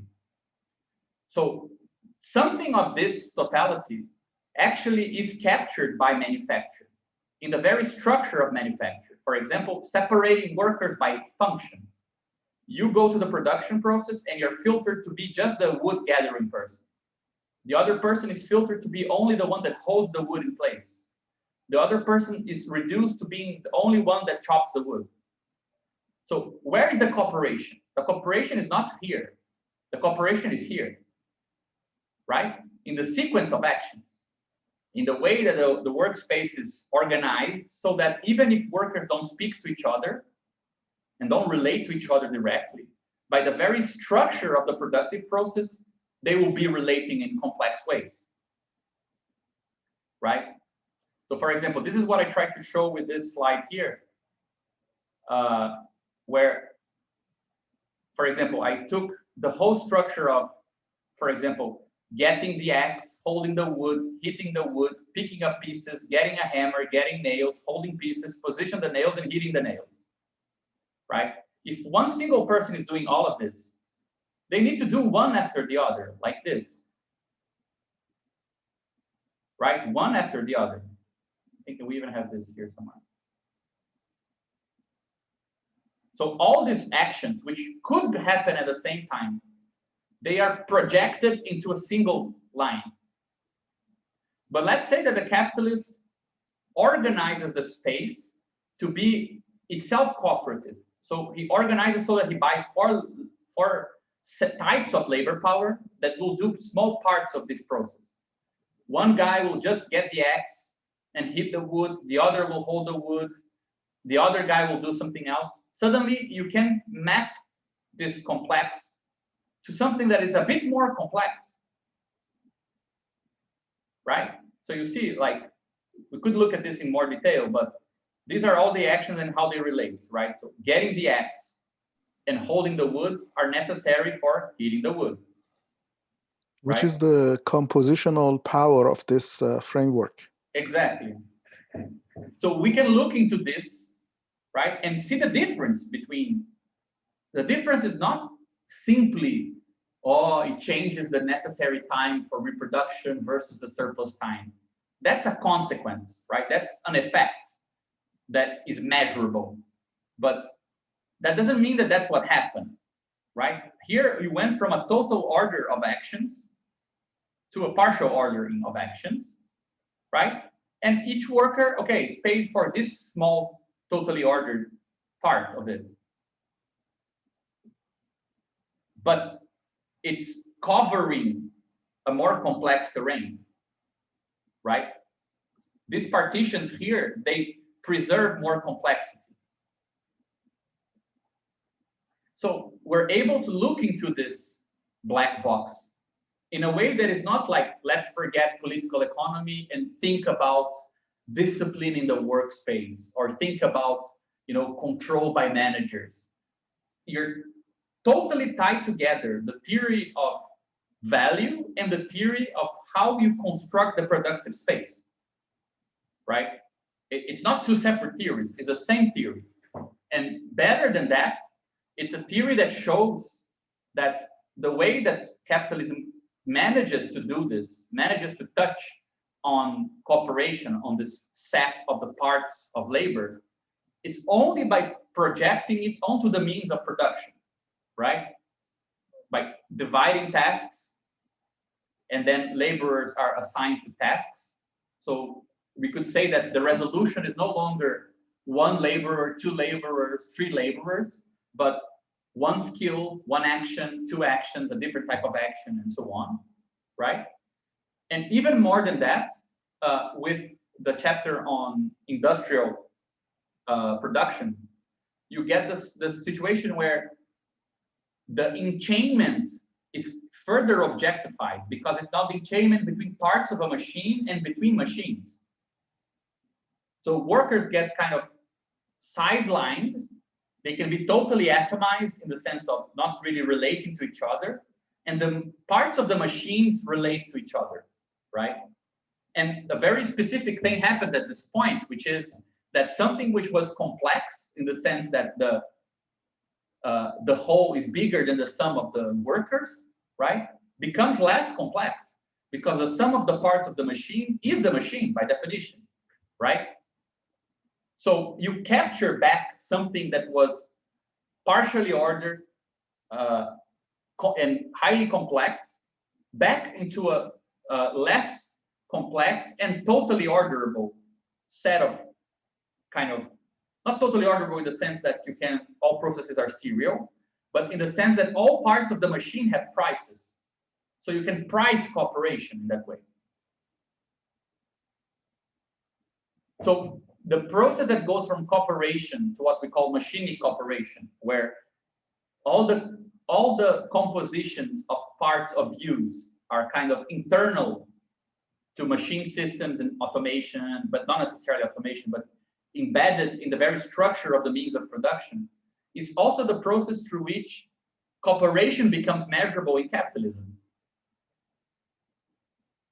So there is a restriction for cooperation to become priceable, right? Which means that cooperation is a larger concept than the concept of capitalist production. So the same movement that is allowing us to unify the language of political economy, the critique of political economy, with the language of organization, combination of tasks, things that are interesting in terms of political organization, is also showing us that organization is already a concept that points to a richer framework than the framework of production, right? Organization is a larger concept than production. I think that this is kind of a more or less a demonstration of what Bogdanov said when he said that organization is a more primitive concept than production, right? You can describe organization, as we did here, for example, in a way that is more complex than the ways that you need to parcel it and decompose it so that it can be priced by wages or priced through the value of machines or things like this. But it's perfect, okay, not perfectly, but really kind of integrated, right? Gabriel, have you also shared this presentation or no? Yeah, it's on our folder, but I can share it here on the.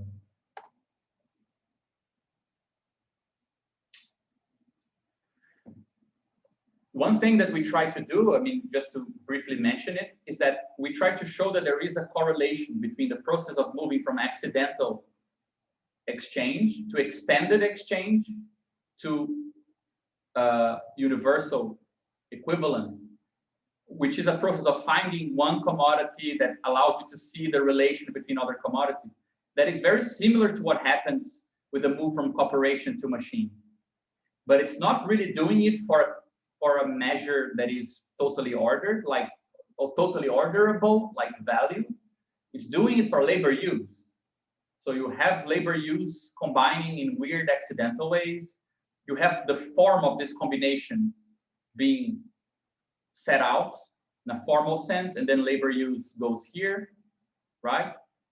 And then you have the actual mixture of parts happening in the means of production, and labor use just goes separately here. And cooperation is totally objectified in this chain. Yeah, I would just add that saying that the machine system objectifies cooperation doesn't mean that necessarily let's say, non-capitalist form of organization doesn't also use machinery, right? Yeah, of course. Yeah, obviously we want to be able to talk about cyber-physical systems as a form of organization that can be more than simply the valorizing types of organizations, right? But they still involve machinic parts. So the question becomes then, how do we have this power of cooperation with machines and individuals, right? Yeah, I think a good way of talking about that is just remembering that this process here, right, which includes many machines, many workers combining in crazy ways to produce some product. What makes this capitalist is not this, right? Is the fact that this goes to M2, this comes from M1, this is a phi, which is under a K. This K relates to other Ks for total social capital, right? All these arrows define what is possible here. So it's not a matter simply of, oh, well, let's do away with machines, let more machines, let's make things less valuable, more valuable. The point is that from the compositional perspective, other relevant factors will appear here the moment that these arrows are not the relevant arrows, right? And if you look at it exactly as Raquel was talking in the beginning, this is cooperation under the principle of competition, right? The utmost relation, the superficial relation here is total capital appearing as competition between capitals, right? Competition then sets out a possible growth rate, which has an organic composition to go along with it, right? So this upper side here tells you how you can look at the world and what are the relevant things that you can see and the relevant strategies to make things intelligible. So to look at cooperation only the fact that you can only see cooperation by looking to the machines is conditioned by all these other layers, right? All these other relations. to the point that what you get is that you see workers competing, right, to be here. They're also competing, right, to be in this position, and all the cooperation happens inside the machines because it's priceable cooperation, we could say, right? But it's all based on this structure. So nothing prevents you from using machines, from combining labor in the weirdest ways, and I don't know, having an inhuman perspective on how people think of themselves when they work together. Why not? Right?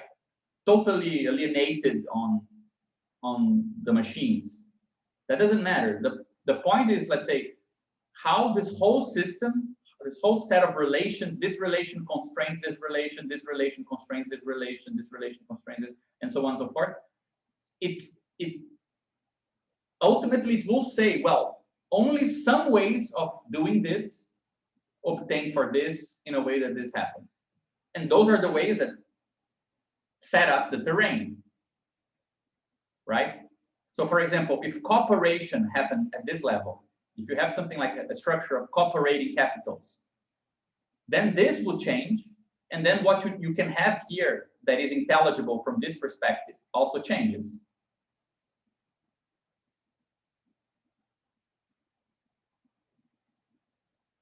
Right. So I mean, just to belabor the point that it's not good to take these schemas as like substantially describing what is good or what is bad, what's desirable, what's not desirable, right? In the sense that we don't want kind of things to get objectified on I don't know, matter and the relation between computers and the relation between machines. I think it's rather a matter that if you have a different transcendental, what you see when you look at machines talking is different than what you see in capitalism, right? Yeah, out of the space of all possible ways we can turn labor power and means of production into some product, all the possible ways you have a certain kind of like search algorithm, like capital searching for particular paths, and we can build other paths now. Yeah. If we weaken that constraint of valorization, right? We can explore a wider space. So for example, the fact that doesn't matter where trees came from, or that the reproduction cycle of workers happens outside of production. If you have something here on top, which is not capital, right, but something else. Sorry, where were we? Yeah. So if you have something else here on top that is not capital, right? So this other thing sees other information, right? What the relevant relations are other things. So it might compare, for example, cooperatives, and the cooperatives include not only labor power but other aspects of the worker, like his place of housing or things like this. So suddenly, you know, trees coming from one place or coming from another matter, or doing a work in such a way that you get late home makes a difference, right? But all of this implies that you have a different measure, right, other than the value form. So it goes together again, right? Coming up with a different measure, coming up with a different form of production, coming up with a different way of spreading information socially. You can see that all those pieces are connected, right? And what's relevant about materials or people would change.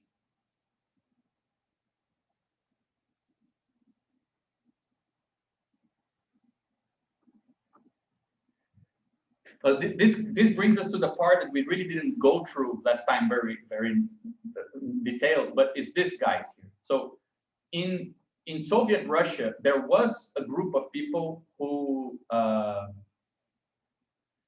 were concerned exactly with this. And it's very interesting because there was a very strong sensibility. I don't know what historically allowed the Russians to deal with industrial labor in this way, but there was a strong sensibility to the fact that machines make us something that is not exactly human, and not simply in the sense of a kind of tragedy of being decomposed into parts that I don't recognize, right? There was something like a fascination for this power of complex organization of labor to put us in positions, making actions, gestures that we wouldn't make otherwise. And a good example of how this was a relevant thing is that Lenin suggested for the head of the Central Labor Institute of Soviet Russia, a poet who was Alexei Gastev. He wasn't like a ergonomist or somebody who studied like a production engineer like Taylor or whatever.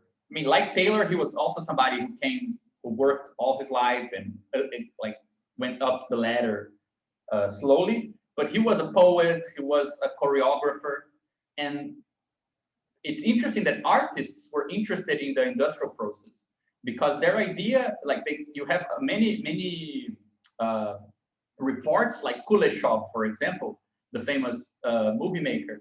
Kuleshov realized that there was a more inventive montage happening in a factory than what artists were able to do.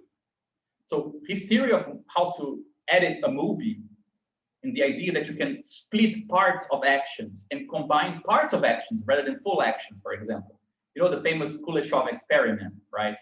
That small short video that I think I can find it here.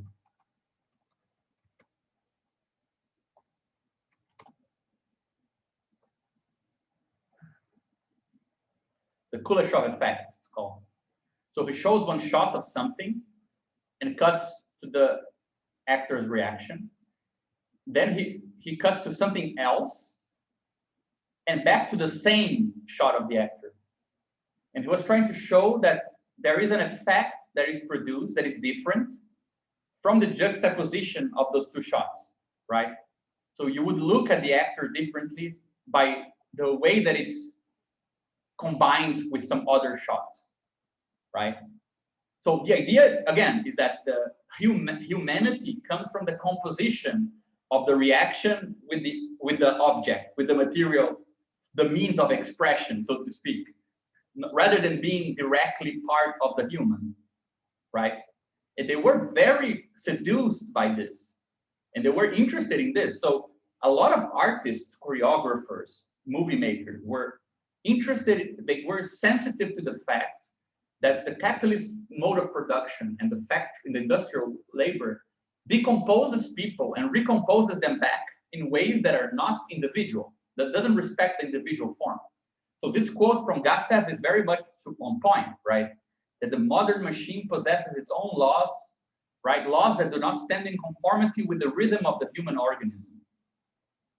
Therefore produces specially connected collectives, begets certain types of people. And we must bring some kind of equalizing coefficient into the machine's iron disciplinary pressure, right? To the point that we can engineer human psychology according to the new historical factor that appeared. So he was very much somebody who was in love with this process, right? So for example, this classic image that Charlie Chaplin did of the guy who is kind of being almost imposed an inhuman rhythm due to the machine. For Soviet Russia, this was dance. This is not a bad thing necessarily, right? There is something like a sight in Badiou's sense of something novel without form that is acquiring form because of the way that the production process composes and decomposes people. And they staticize this process a lot, right? So they would study actions and the gestures and the ways that people do things and what is the type of that action, and try to reproduce it in a ballet, try to reproduce it in movies, right? Try to, let's say, make that type a social thing that has social existence, right? This is Gastev taking a photo of somebody hitting a hammer, and he wrote this famous book called How to Work, where he again goes into detail of how to decompose labor into smaller parts, what is the different ways that you can do an action, what are the relevant ways, what are the relevant parts of the body to do certain actions, right? So again, it seems like they were very, very interested in the fact that there's something about the way that capitalism organized production, or the way that the society of labor, right, organizes and sees labor, that allows you to first embed yourself in a collective and then be decomposed from the standpoint of this collective into parts that are not really human, right? They're not really something you recognize yourself in.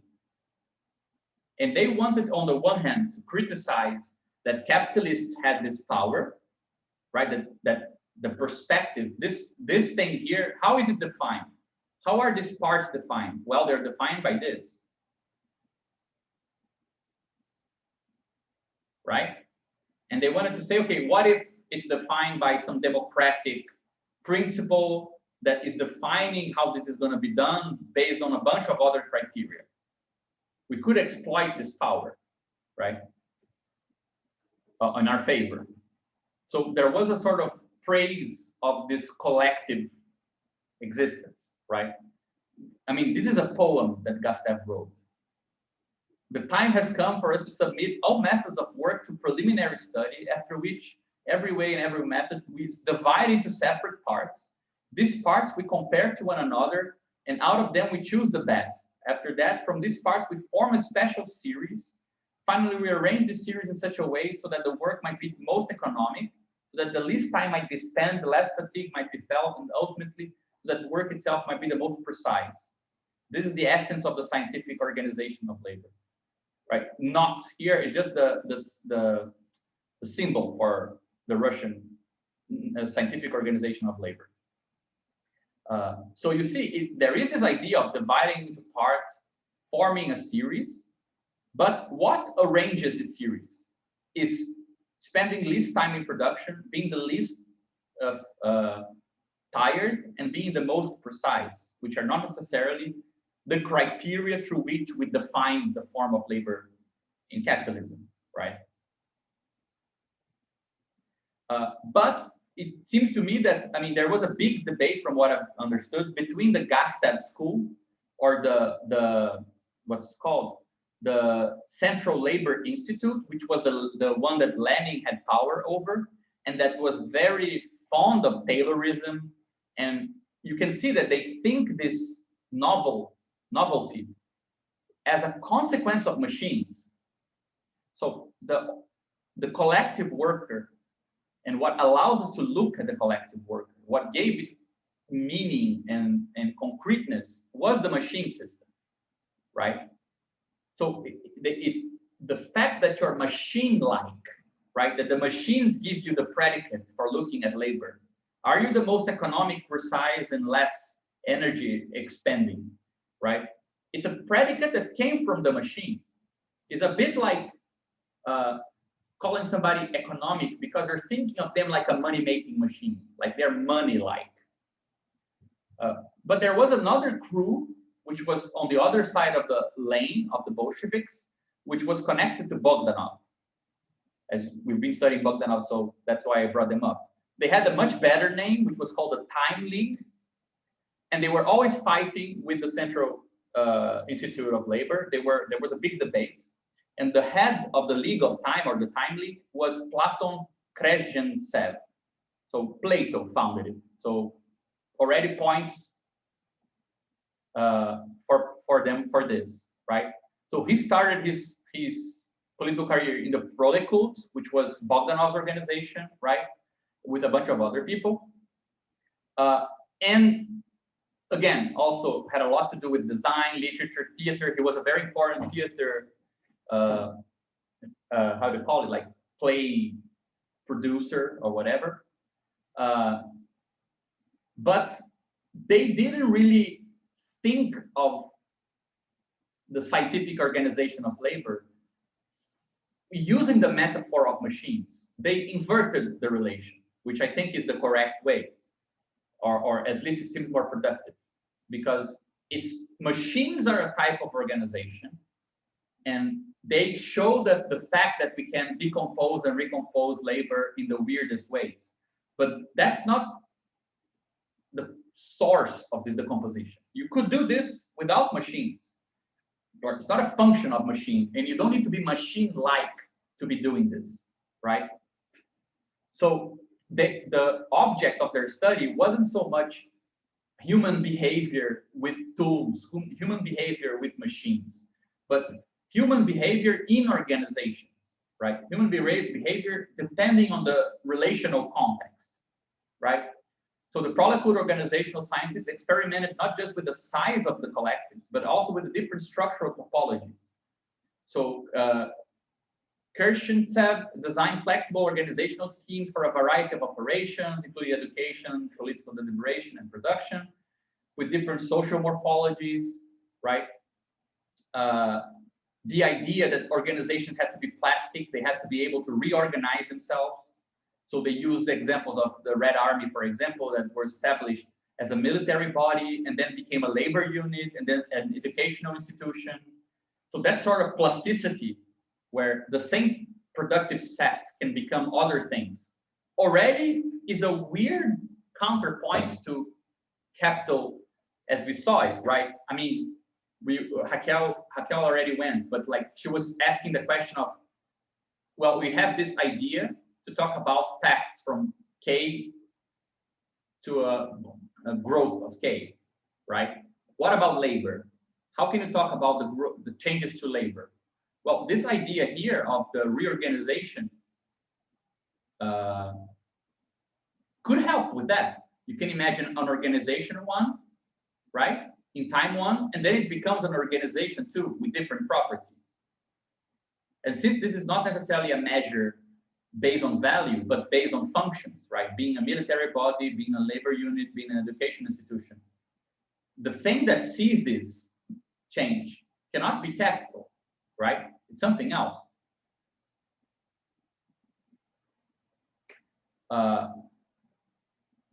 So the group's configuration was the, let's say, the technology, right? And machines are an embedding of groups configuration on two means of production. So just to show that they were very interested in this sort of kind of like post-set structures, right? This is not really, this is like just a tree, but this kind of weird tree lattice structures where you're opening up the way that parts of an organization relate and looking at how the relations will turn people into one thing or another, right? So, okay, this text that I took this from is the only text I could find on the Time League in English. But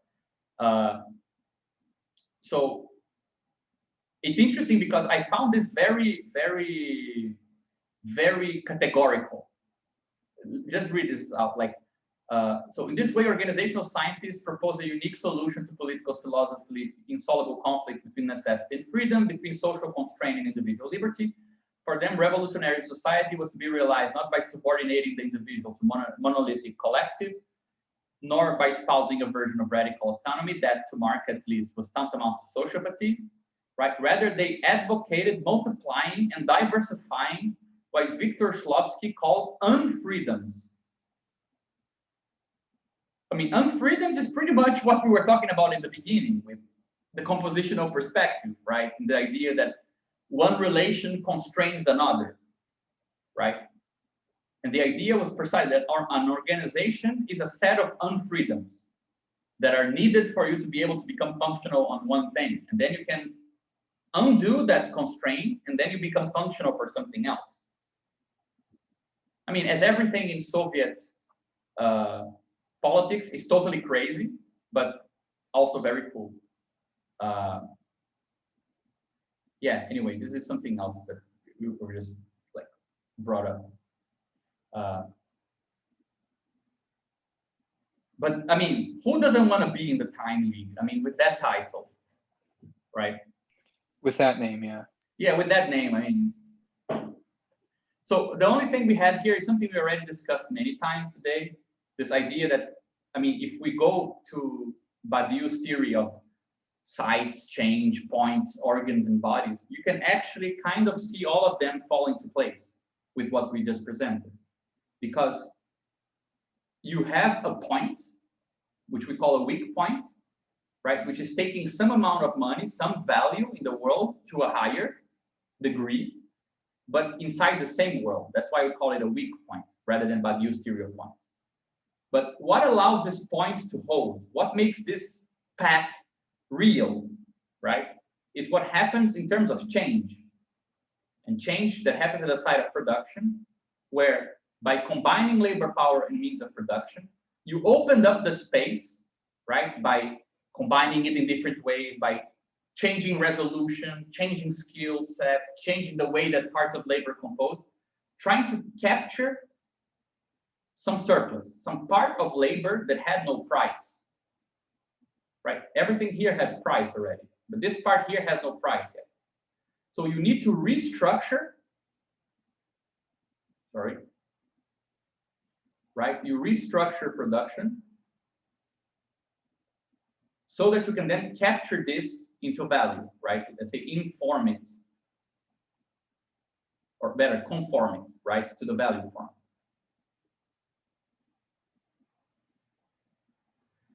Once it conforms part of the product, then it makes this point hold. Pretty much like what Badiou calls a point, right? What he calls an organ is a set of points that has some maximal envelope, right? And that form an interior of a topology. So we also have through competition, the formation, right? These guys are either by development of one capital or by competition between capitals. But through all of this, you form a sort of interior where information about how to do this, how to extract this is shared, right? So competition becomes the way that you, literally organize the organic compositions. No wonder it's called an organ, right? And through monopoly, you bind all these processes as parts of a common space, which is to say the space of corporations, if we go with bodies, right? So this point here holds only because you go through here. You can have a collection of these points that are organized through competition, and you can then have a higher envelope that collects all of them into one body through monopoly. And then this induces back, right, new needs and therefore new attempts to valorize even further and so on. So you have this process of going up and going down. And pretty much with that, we do two things. We prove that Badiou is not averse to political economy. This works very nicely. And we do it with a weaker version of his theory, right? Because the stuff that this production process here searches that has no price is only interested in the stuff that it can bring back and give a price, right? So there is a constraint on this.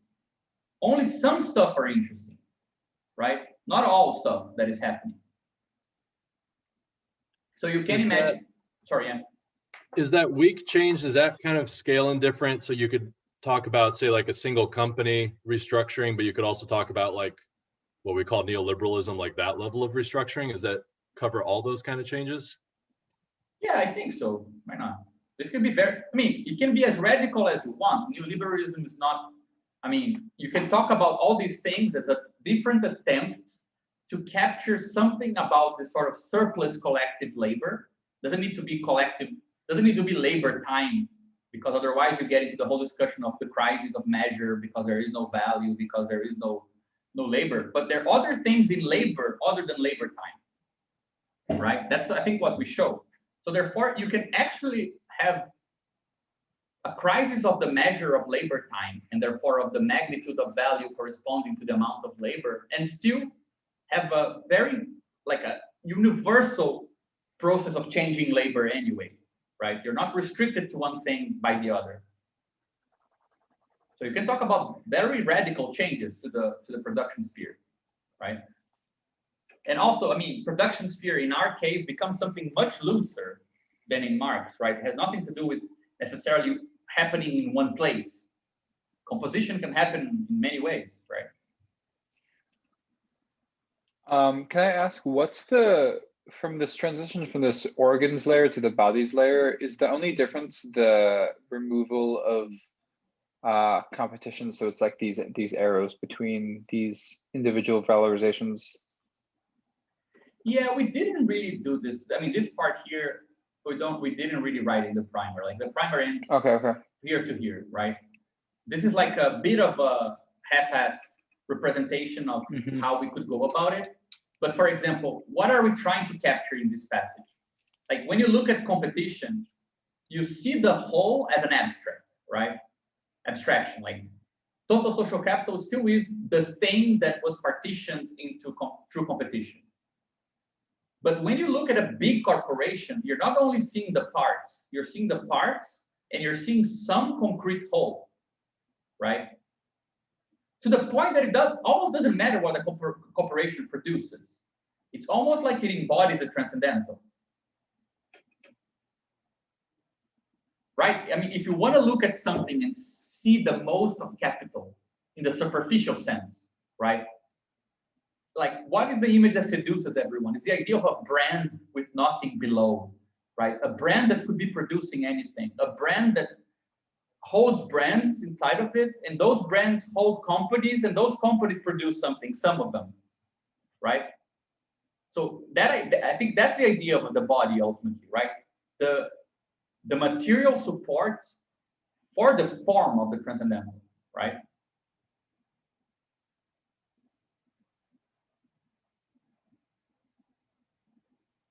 But it's also a bit deceitful, because of course corporation is not.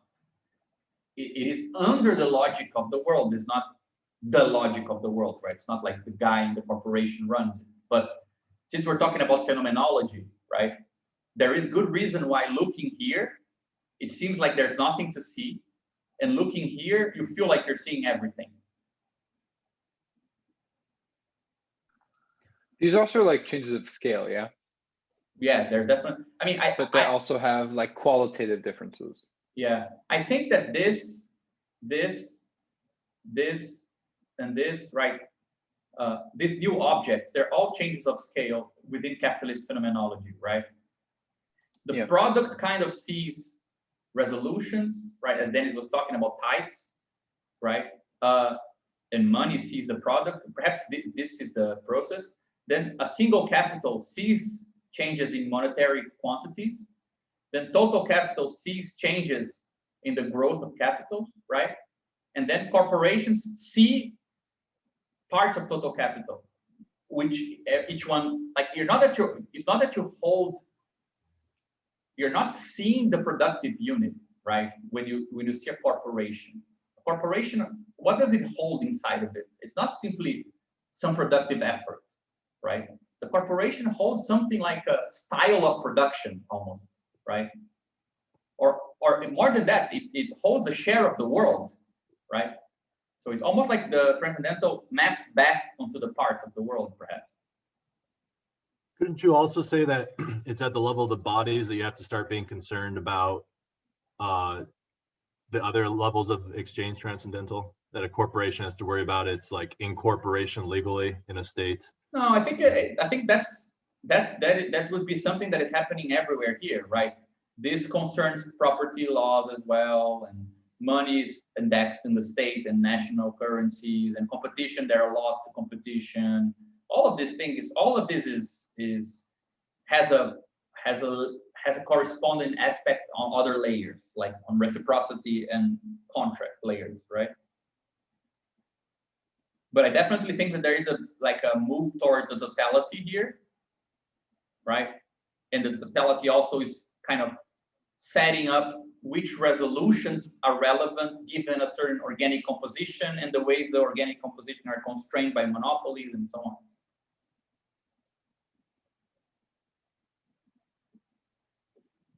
So this at least suggests that it's consistent with our presentation to talk about this not from the perspective of labor power, right? It's consistent to talk about this as something that is indexed on labor power and labor time to be able to be brought back into value, right? But that it's first decomposed in terms of this collective cooperative thing, right? That then is, so this is like a post-set composition, like a lattice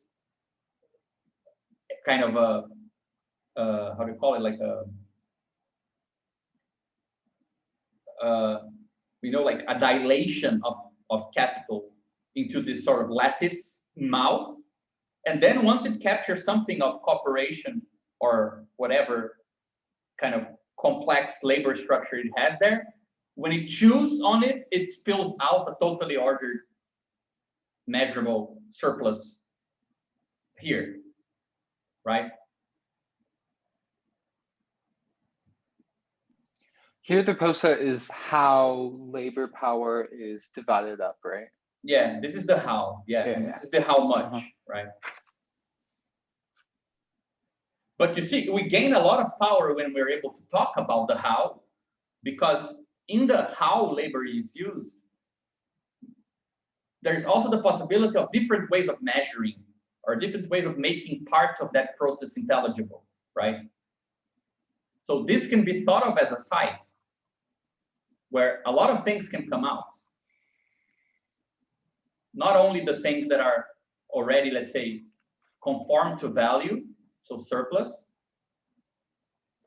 not only new laws preventing you from exploiting it in different ways or giving rights to aspects of laborers that were previously unseen, not only as communities that, let's say, give a like a body, no, but give a form to this collective, right? Oh, this excess of our cooperation is actually our community. That's also conforming cooperation back onto layer A, the reciprocity layer, right? And what we're interested in is on the fourth case. What does it mean for cooperation to return not as surplus, not as laws, nor as community, but as something else, right?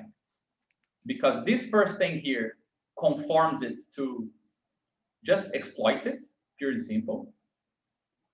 And it's nice because it gives a concrete meaning to exploitation, right? That's literally what capital does. It exploits in the sense of explores. The production process is a laboratory where you combine things and you see what happens, right? It's not a machine. It's not, I mean, I don't think that's the experience of any business person to think that, oh, it's so machine-like. On the contrary, it's a big adventure. You don't know what's going to happen. Things don't necessarily hold up. There is a logic you need to follow. You're lagging behind, and you need to find the means to connect things, right? So it's an exploit in the sense of an adventure as well. But to reindex it back on value, it's exploitation. To give it some meaning on other layers is to conform the surplus, right? To give it a form that already exists. The form of laws already exists. The form of communities already exists. And what we're looking for is a situation where this excess can inform the situation, right? It brings the form rather than it receives the form coming from other modes of exchange or from capital itself.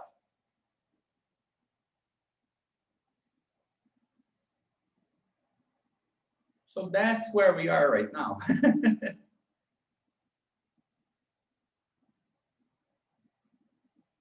And I think that this gives good motivation to why we need to understand very nicely in a very kind of integrated way with the theory what we mean by resolution, right? What we call resolutions of labors, what we call the sort of language that goes along with this process, because I think ultimately what this means, right? What it brings into play is the problem of, well, you have people doing things together or separate or whatever, and we want to be able to, rather than project this back to some measure that already exists, right?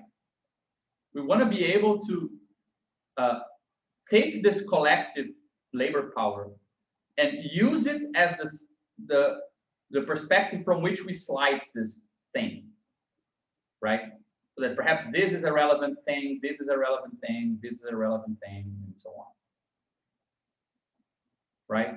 So to develop the theory of resolution is kind of looking at this. How is something going to be seen, right? And it's more than simply the way you see things, because resolutions are connected to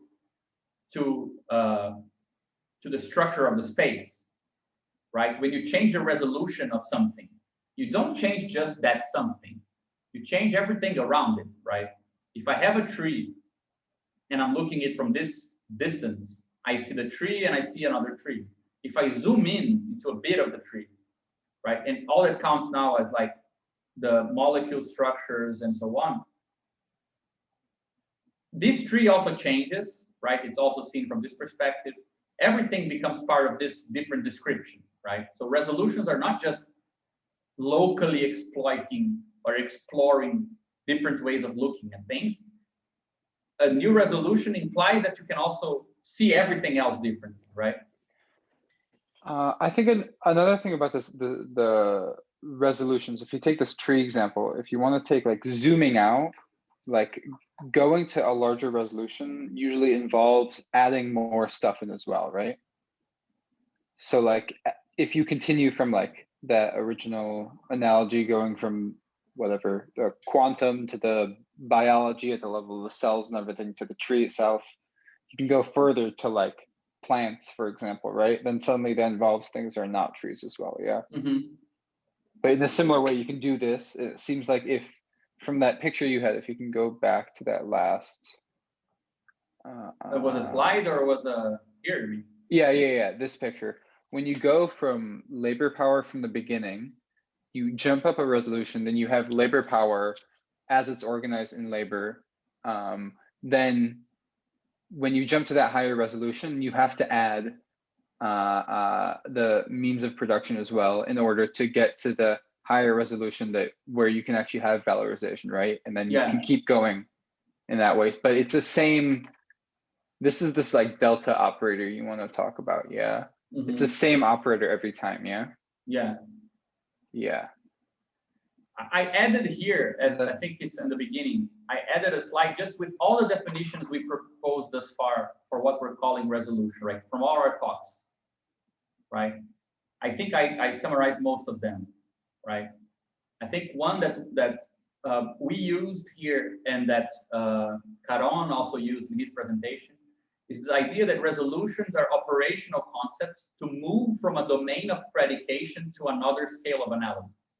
So for example, you have the tree and you look at it and you say, you know, it's wood. And then if you describe it as wood, there are also other things in the world that are wood, right? But if you change the resolution to talk about, let's say, call it a molecule, it also changes around to everything now is made of molecules, right? So it's not simply changing the predicate, but the domain of predication, right? So if you change a predicate, but that doesn't require you to change the domain or the space around it, you would be in the same resolution. So I can talk about a tree in many ways, right? It's tall, it's nice, it's pretty, it's made of wood, it's this and that, and it has birds on it. I don't need to change scale to change those predicates. But they're after some range of predicates. So if I move from, you know, the wood to some property of the wood, perhaps, or perhaps I zoom out to talk about the region of the trees, suddenly the predicates that are available to talk about other things in the world also change. Right, so that would be like a sort of language theory or conceptual approach, perhaps. The fact that after some point, predicates imply new predicates for other things, right? Predicates imply redescriptions, or predicate implies new perspectives on the world, right? Then there are a bunch of technical definitions that we've also been kind of messing with, right? This is the one that Dennis presented in the primer, one of them, right? this idea that resolutions are end-effectors with certain commutative properties, which is something he was talking about earlier today, right? This idea that you have the object, you're still with that, sorry, you have a category, you're still in that category, but there is some functor from the category to itself that also respects some other properties, which is equivalent to saying, like, I was looking at this in one way, way one, right? And now I'm looking at it only in this other way, way two. Is that a okay way of presenting it then? Yeah. Yeah, as a way of kind of representing the use sets in the category, right? We're taking use sets and possible combinations of use sets and converting them into ways of seeing our operational space of maps. And I think that the idea of domain and predicates is still present, because you could say that the end-effector is taking one predication to another, but the predication you can go to needs to respect other properties, right? So you change it's a possible resolution if the way you predicate about the world in that resolution, like, is coherent with a bunch of other conditions, right? Mm-hmm. Yeah, this is where the type theory, what I was showing earlier with the Mitchell-Benebow language, internal language of a category, there's a connection between the categorical and the language approach. Yeah, we could say that this includes this, right? Yeah, it includes this in a way. This second one, this is the thing I was just talking about as well, right? Mm-hmm. It's just like gathering together at each level. And I don't know if this is the way you were thinking about it, Dennis, but you talk about this key property that's like idempotent, meaning that when you apply it to itself twice, it's the same thing. This is something like what I was talking about before, that like you need to add, when you jump up a resolution, you need to like add more things in. For example, if I'm like at the resolution of the parts of the tree, I go up to the tree itself. Then suddenly, if I want to jump up a higher resolution, I need to add other things in, right? Mm-hmm. Mm-hmm. Yeah. And it's the like same thing, like labor power to organized labor, suddenly to valorization or like money, you have to jump up a higher level, right? Yeah. You can't use the same resolution twice to get up a level. You have to find a different. But I think that Yasha is saying something else that's very profound, because in a way, right, we should suggest that money sees, for example, the fact that labor plus MP becomes product, right? Money can see this. And capital can see the fact that this can make more money, right? But this is actually parts of capital. Money and more money are parts of capital, in the way that MP and LP are parts of money, right? And total capital sees a capital becoming more a growth capital. That's parts of total capital, right? So what is suggested by this picture is that capitalism is a lens effect, right? Capitalism is more like a lens on organization, trying to kind of see something that, like, capture with its kind of technology, something that wasn't seen before in terms of value, right? Like you're throwing like a paint, which is value, on this human and machinic or material thing, and you're trying to see if something gets captured by that color, right? But it's pretty much a lens system, right? Mm-hmm. So it's a scalar definition of capital, not a temporal or spatial. Yeah, I think so. Yeah, and I didn't realize that. It seems like Mm-hmm. the delta resolution, which was the added thing we added in the end, actually is the general principle. And I also think this lends itself well to connecting it with the lattice theory approach as well. Yeah, this is something I think we could talk a bit more about, because yeah, I think we can interpret them as basically the same thing. It's just like the picture of it, kind of. yeah, I mean, this seems to be more like operati, right? Like more based on the structure of parts, right? Than on the sort of general categorical view. Yeah, but also this delta like gathering together function seems very similar to this idea I was talking about of like generating a filter on like this bigger transcendental by like selecting a certain cochain, which would be like all of the individual pieces of labor, right, that are not parts of one another, and then you add them all up and you sum them together, and you can probably do that in a similar way for the other resolutions. Yeah, that's a definition of resolution. I'm still trying to understand a bit better. Like, yeah, I get the strategy you're proposing, but I have a hard time interpreting it. But I think it's another one of the ideas on the table. And again, they're all very close together, right? Yeah. I'm basically saying that I think the endofunctor from the categorical approach is being applied to the lattice. I see. And that's basically like that's defining what this is. Yes. Right? Yeah. I see. It's what's being applied on. Exactly. Then I think the computational approach is something that Dennis mentioned in passing in the last meeting, right? With the Julia set and this idea of defining resolutions by when you stop the iteration on a sort of fractal function, for example. Right, so we don't even need like the pretty image of the Julia set. Like if you just have that create that classic fractal, right, of the contour set, like the first iteration like this, the second is like this, right, the third is like this. Sorry, actually go down, right? To make yeah, either way, but I mean, yeah, down, right. You always remove the middle third, yeah. Yeah, so you always remove the middle third, so this goes like this.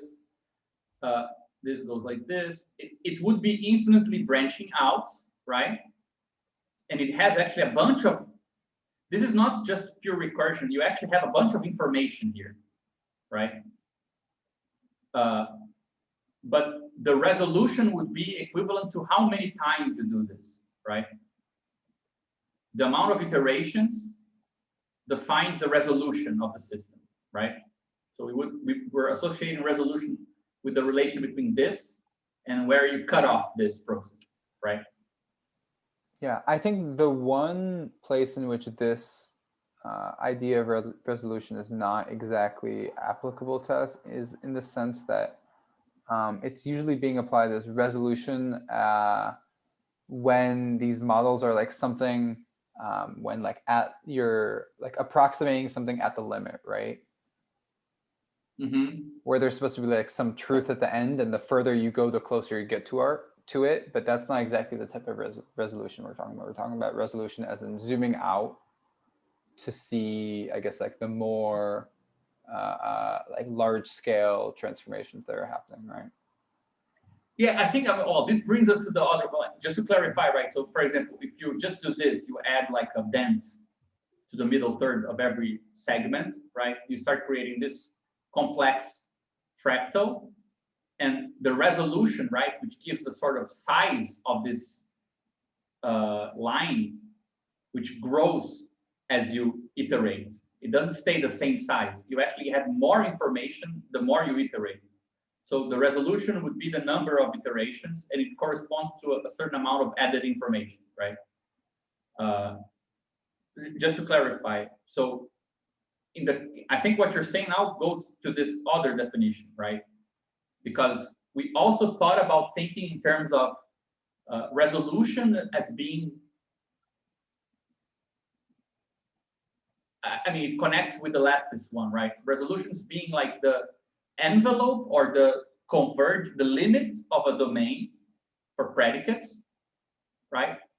And that limit doesn't converge with the others. So for example, the description of the world in terms of molecules or particles, it doesn't add up to the same world as described by trees, people, and streets, right? They don't, like, there's a certain interpretation of the idea of convergence where these don't find an envelope on the same point, right? You don't get the synthetic view as the same. They don't really converge into the same picture of the world or something like that, right? Which I think is a bit what we were talking about with this. The idea that rather than imagining that every point is locally Euclidean in such a way that if you just take the union of its vicinities, you get the total point, right? Or for example, if you have the distance between A and B, and you know that this is one, this is one, this is one, this is one, and so on, you know that this total distance because they all converge to the sum, right? Resolutions would be changes to the unit, changes here, such that the new sum doesn't converge with this sum, right?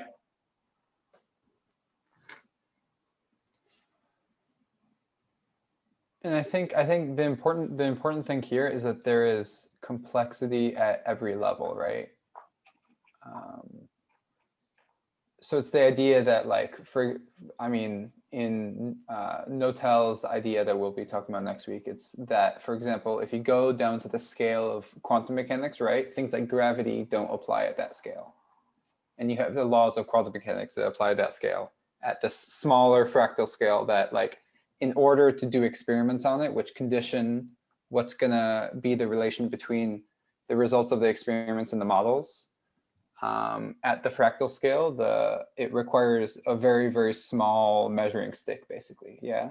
And then when you go larger to something where gravity has an effect, if you're studying, for example, the orbits of stars and things, then your measuring stick is gonna be much bigger and different, but not necessarily, it's not necessarily that, like, the more fundamental is smaller, and the smaller you go, the simpler something gets. So this is like what Gabriel was talking about, that the small, it's taking away the assumption that space is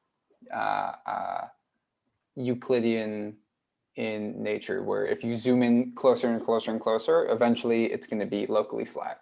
Yeah. Yeah. Yeah, I feel like these two interpretations, they have something better. Like they have something that these others don't, as of yet. I mean, this actually, I would separate in three categories. I think this is the weakest one.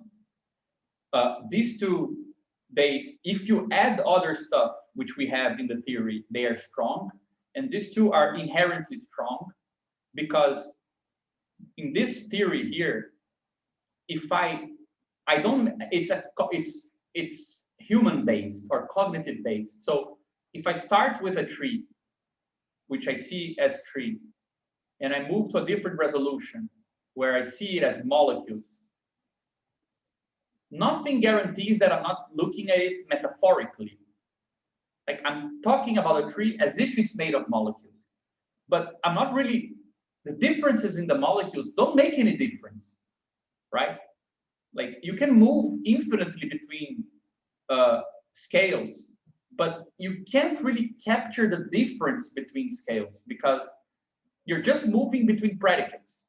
It's a conceptual distinction that doesn't necessarily bring with it the weight of being in that different world, right? I think that these two here, because of how resolutions are tied up with the capitalist system in our theory, you can see the cost of changing resolution, right? Employing a machine that deals with the smaller scale of, steel and exploits properties of steel, that has a cost function to it. And not all resolutions make a difference in the world of production, for example, right? So it's not simply that you can move between the predicates, but the whole point is, do those predicates really separate parts of the real world, right? It has a material basis to it. I think both of these can have when they are latched on to the larger theory of capitalist production, reproduction, and so on. Where these two, I think they intrinsically have a cost measure, right? Because this iterational limit is not a free variable, right? For example, it's tied up with computing power, or tied up with the fact that you're treating it as a recursive function. You cannot take it to the infinite, right? You can only apply it finite number of steps, right? Or in Notal's approach, where resolutions are strictly tied up with measuring devices, right? The resolution is not a function of my language or even of my theory. Resolution is a function of the measuring stick, so of the experimental apparatus. The resolutions that exist, like it's intrinsic to the definition, right? That the smaller the resolution, the smaller the scale, the largest the amount of energy needed, to the point that to go to infinity implies infinite energy. So it's an internal block, right? An internal constraint on physical resolutions, right? I think on this note, one thing we could consider as sort of like maybe like I suppose a replacement for the measuring stick in Notel's approach here is something like the types of transformations that are allowed, right? Yeah. Because you get different types of transformations in every scale. Yeah, I think that on these two senses here, there's a lot of that, right? You have this sort of delta of LP and P of all possible kind of resolutions. You can take this and look at this in different ways and compose this in different parts. But this is constrained by the transformations that these other parts here accept, right? You cannot go totally crazy. You cannot go Alexei Gastev on people's asses, or the manager will be like, stop with the choreography, right? It doesn't make sense. So there is like extrinsically through the diagrams, you get constraints on how far you can take this changes, right?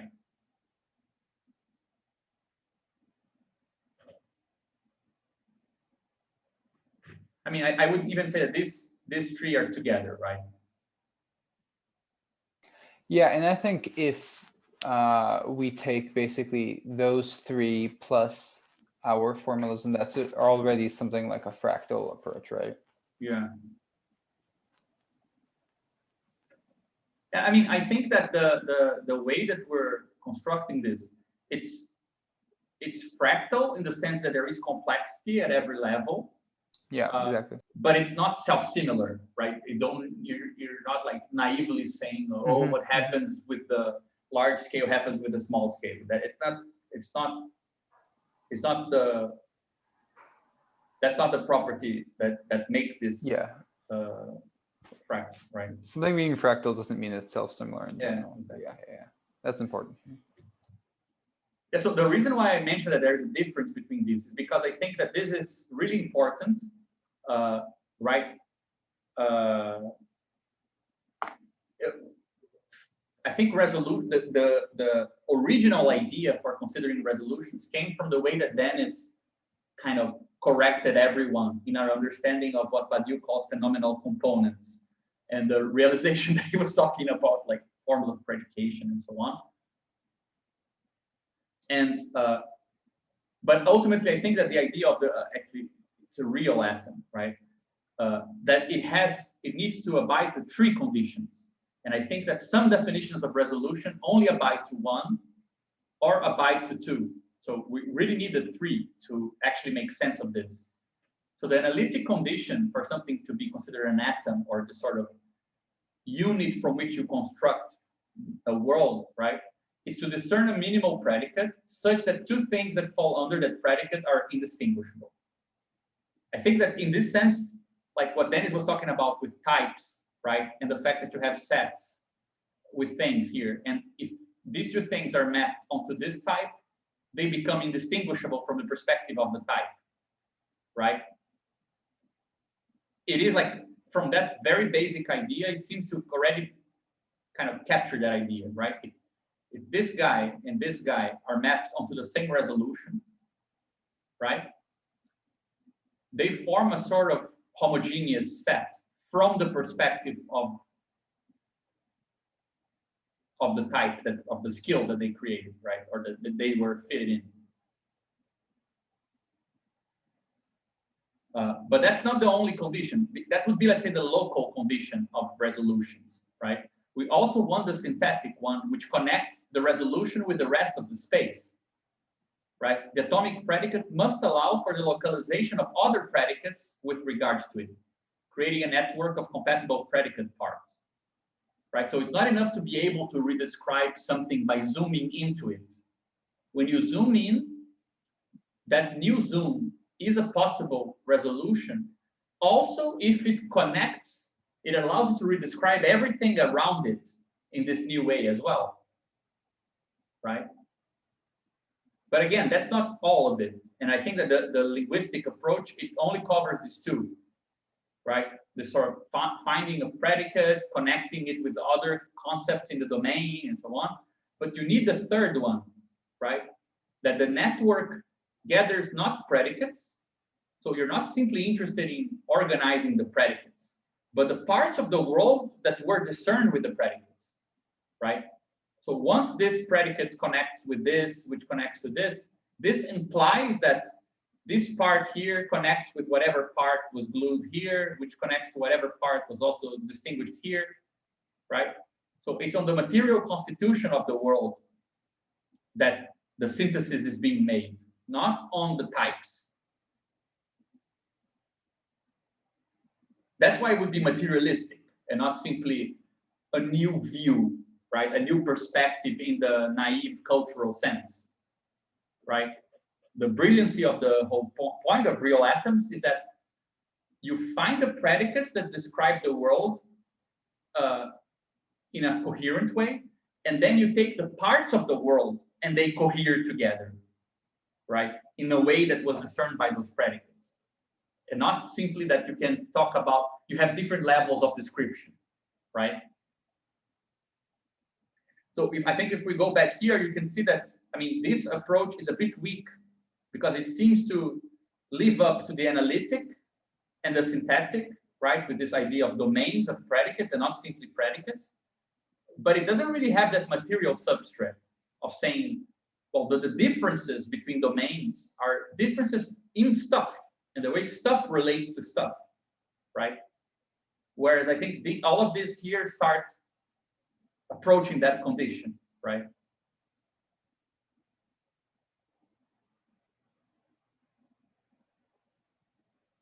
Does that make sense? Yeah.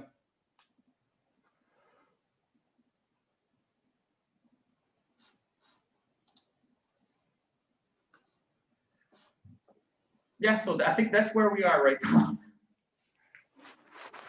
Yeah, I Trying to- think this is good.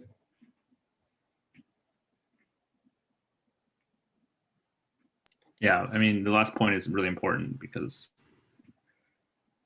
you basically want resolutions to be grounded in like actually constructible organizational forms, right? Like we should be able to say for every resolution we can define, there should be an organizational form that can kind of sense that, or a class of organizational forms that. And I think one example we were talking about, like, so if you wanted to, let's say, combat climate change, you need to invent an organizational form that can sense climate change, right? But not only sense climate change, it has to be able to sense the factors that lead to climate change. So, yeah, I think that's a really good example. Yeah. So like maybe a single state, a single country can't really sense climate change by itself. Necessarily, right? I mean, it only senses, let's say, what's happening within its borders, and maybe that's not enough, right? So you need you need a body that has organs that can sense the resolutions needed to affect the change that it aims to affect, right? Yeah, I think that this is really, it really puts this idea of resolution in as a sort of typification of the differences that counts, right? Really, this idea is really the thing that makes our approach to organization strong, because it creates a correspondence between ways of organizing and what differences make a difference. So if you want climate differences to make a difference, you need an organization, a part of the world that can actually be affected by those differences as such, not by the effects of the difference, right? To be affected by refugees is not the same as to be affected by climate change, right? In the same way that, I mean, to capture surplus value through labor time is not the same as seeing cooperation, right? It's kind of capturing an effect of cooperation, right?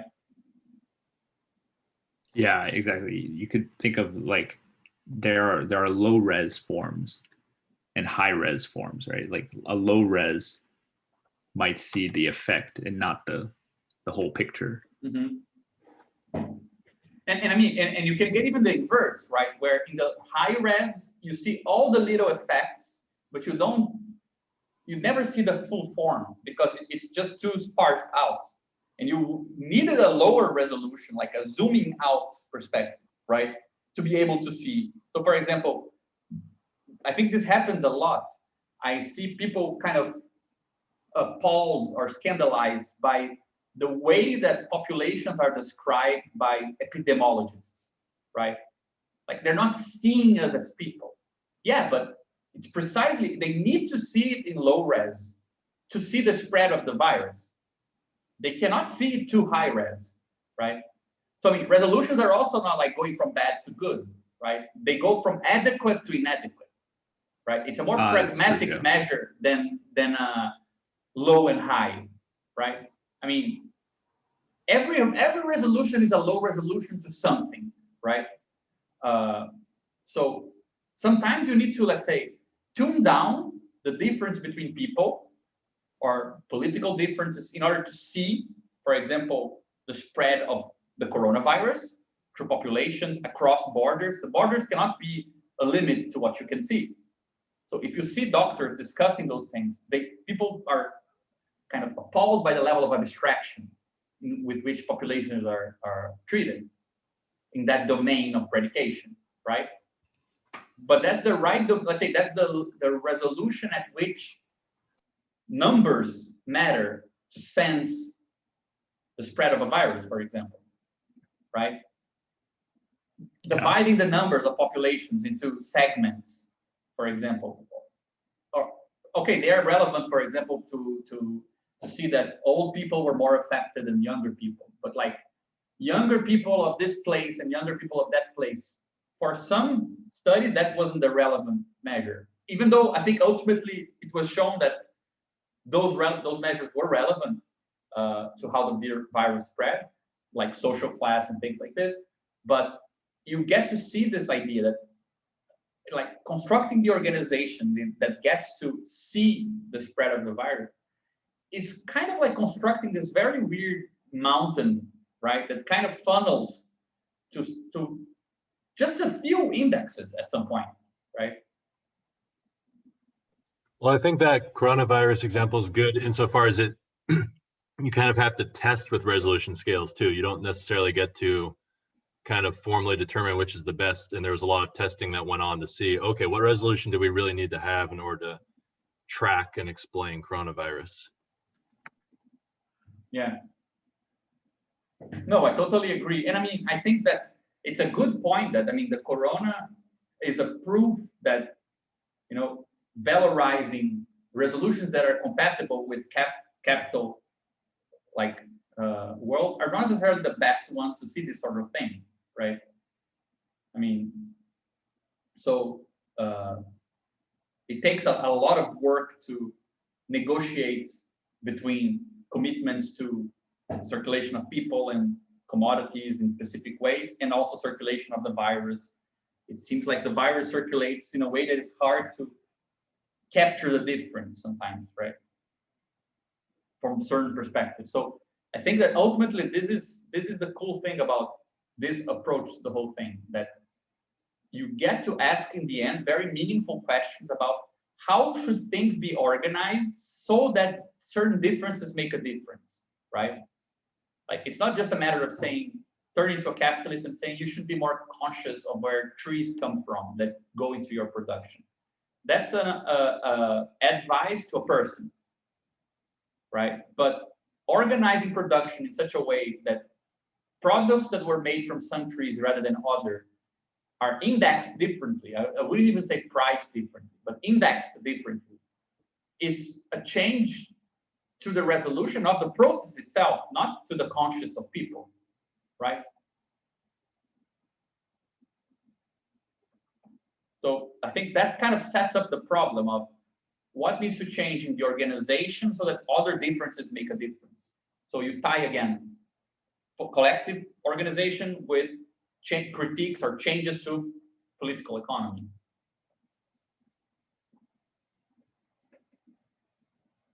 Yeah, so the organizational definition of resolution kind of covers all of these. It's like we're trying to combine them all, right? Yeah, I think it is like it has a predicate approach because this is the most kind of naive or intuitive one, right? It uses these two, or in this third, because they are very kind of cogent with our formalism. It tries to explore from these things here the idea that changes to resolution are actually changes to some sort of, like they have a cost or an organizational counterpart, an instrumental counterpart. They're limited by the instrument, so to speak, right? Yeah, the instrument. Yeah, I think even I would add like an additional one, which is kind of the biological approach, or Bogdanovian.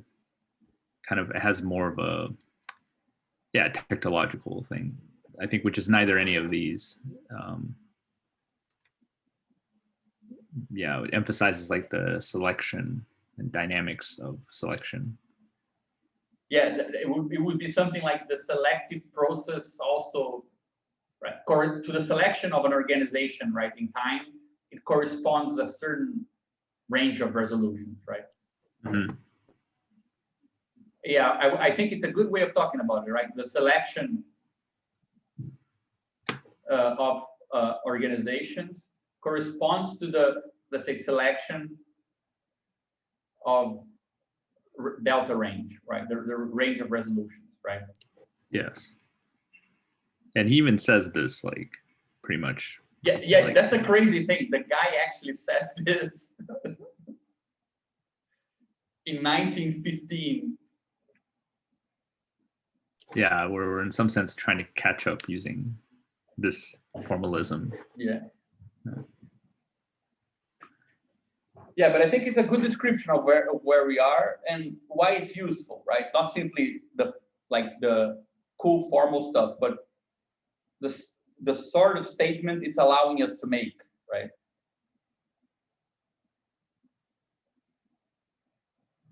Yeah, I mean, I think it makes a lot of things clearer, but it's I think the real challenge is the synthesis part. Like, what things can you build with this to?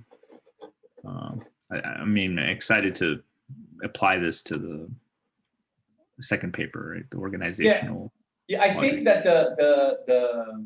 the big problem that we're not facing yet is that for every transcendental, it's coming up that you have this sort of triadic structure of a wild form, right? A pure form, a consistent local form, then one that becomes universal by latching on to some concrete lineament, right? Some concrete matter that it informs, but nevertheless relies on, right? So for example, for the capitalist one, this is our exchange function, right? It only gets consistent when you add a money commodity, but then you need production to serve as a sort of underbelly of circulation to guarantee that circulation is consistent as a structure, right? With mode, with reciprocity, Thiago and I are showing that what Viveros calls potential affinity fits here. What Lévi-Strauss calls a restricted reciprocity fits here. And what the atom of kinship is for Lévi-Strauss is pretty much having something like affinity here. and bloodlines here. Bloodlines are not the source of affinity. They're actually captured by affinity to make the affinity networks, the kinship structure, consistent, right? I think we're also seeing something similar with state, with the idea that, let's say, violence goes here, contracts go into the consistent local form of inconsistent violence, and logistics is the sort of material basis for this sort of state form, right? It gives the material lineament for the violence / contract logic. I think that part of what we're not really seeing yet is that the development of this communist cooperative perspective will require us to create a hypothesis about what goes here. It will be just a hypothesis, right? But it's a hypothesis that verifies local constructions as a way of stabilizing this, and that correspond then to something like, you know, I don't know, social reproduction or cooperation. Not cooperation, but I think I have the impression that cooperation will fit here as the general logic of, let's say, free association. But the lineament, the concrete lineament that gives cooperation a universal reach comes from some material basis of some type. For example, energetic cost or something like this, right? So I think right now we're discovering the idea that cooperation has the power to serve as this sort of general principle. But we haven't really come up with a inconsistent version of, let's say, this as a transcendental principle that allows us to make phenomena intelligible locally, cooperative relations, social experiments, and so on and so forth, that would be universalized by finding out about the sort of atom of cooperation, right? So I think that this is dividing these things and thinking about them it's where we are right now. Right now, I think we realize that that thinking about organization is a consistent standpoint, right? But we still need to come up with the hypothesis of how we're going to kind of extract from this infinite problem of possible complex decompositions and recompositions of relations between people, right? Which is, I mean, the theory of free association, why not, right? How we're going to extract from it a hypothesis about the minimal transcendental structure of it, and then start stitching it together in like its consistent form, like an atom with no material counterpart, then finding the real atomic nature that goes with this logic, right? I think that that's pretty much where strategically we need to point to, you know?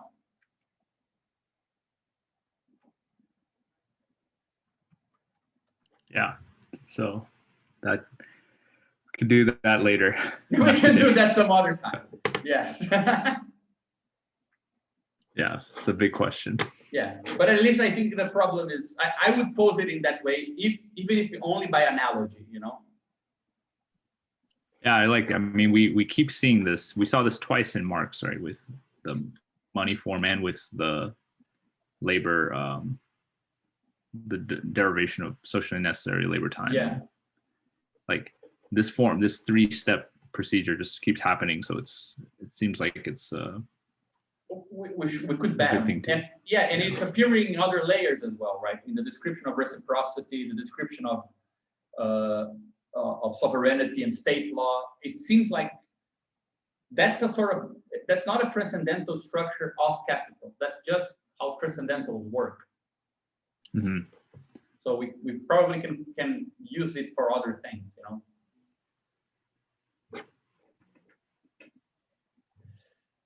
Well, guys, at least now we know how fucked we are. I think we can stop there, perhaps.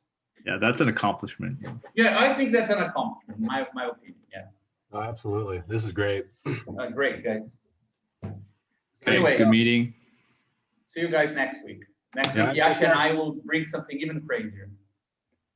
Looking forward to it. Yeah. See you, everyone. Bye-bye. Take care. Bye.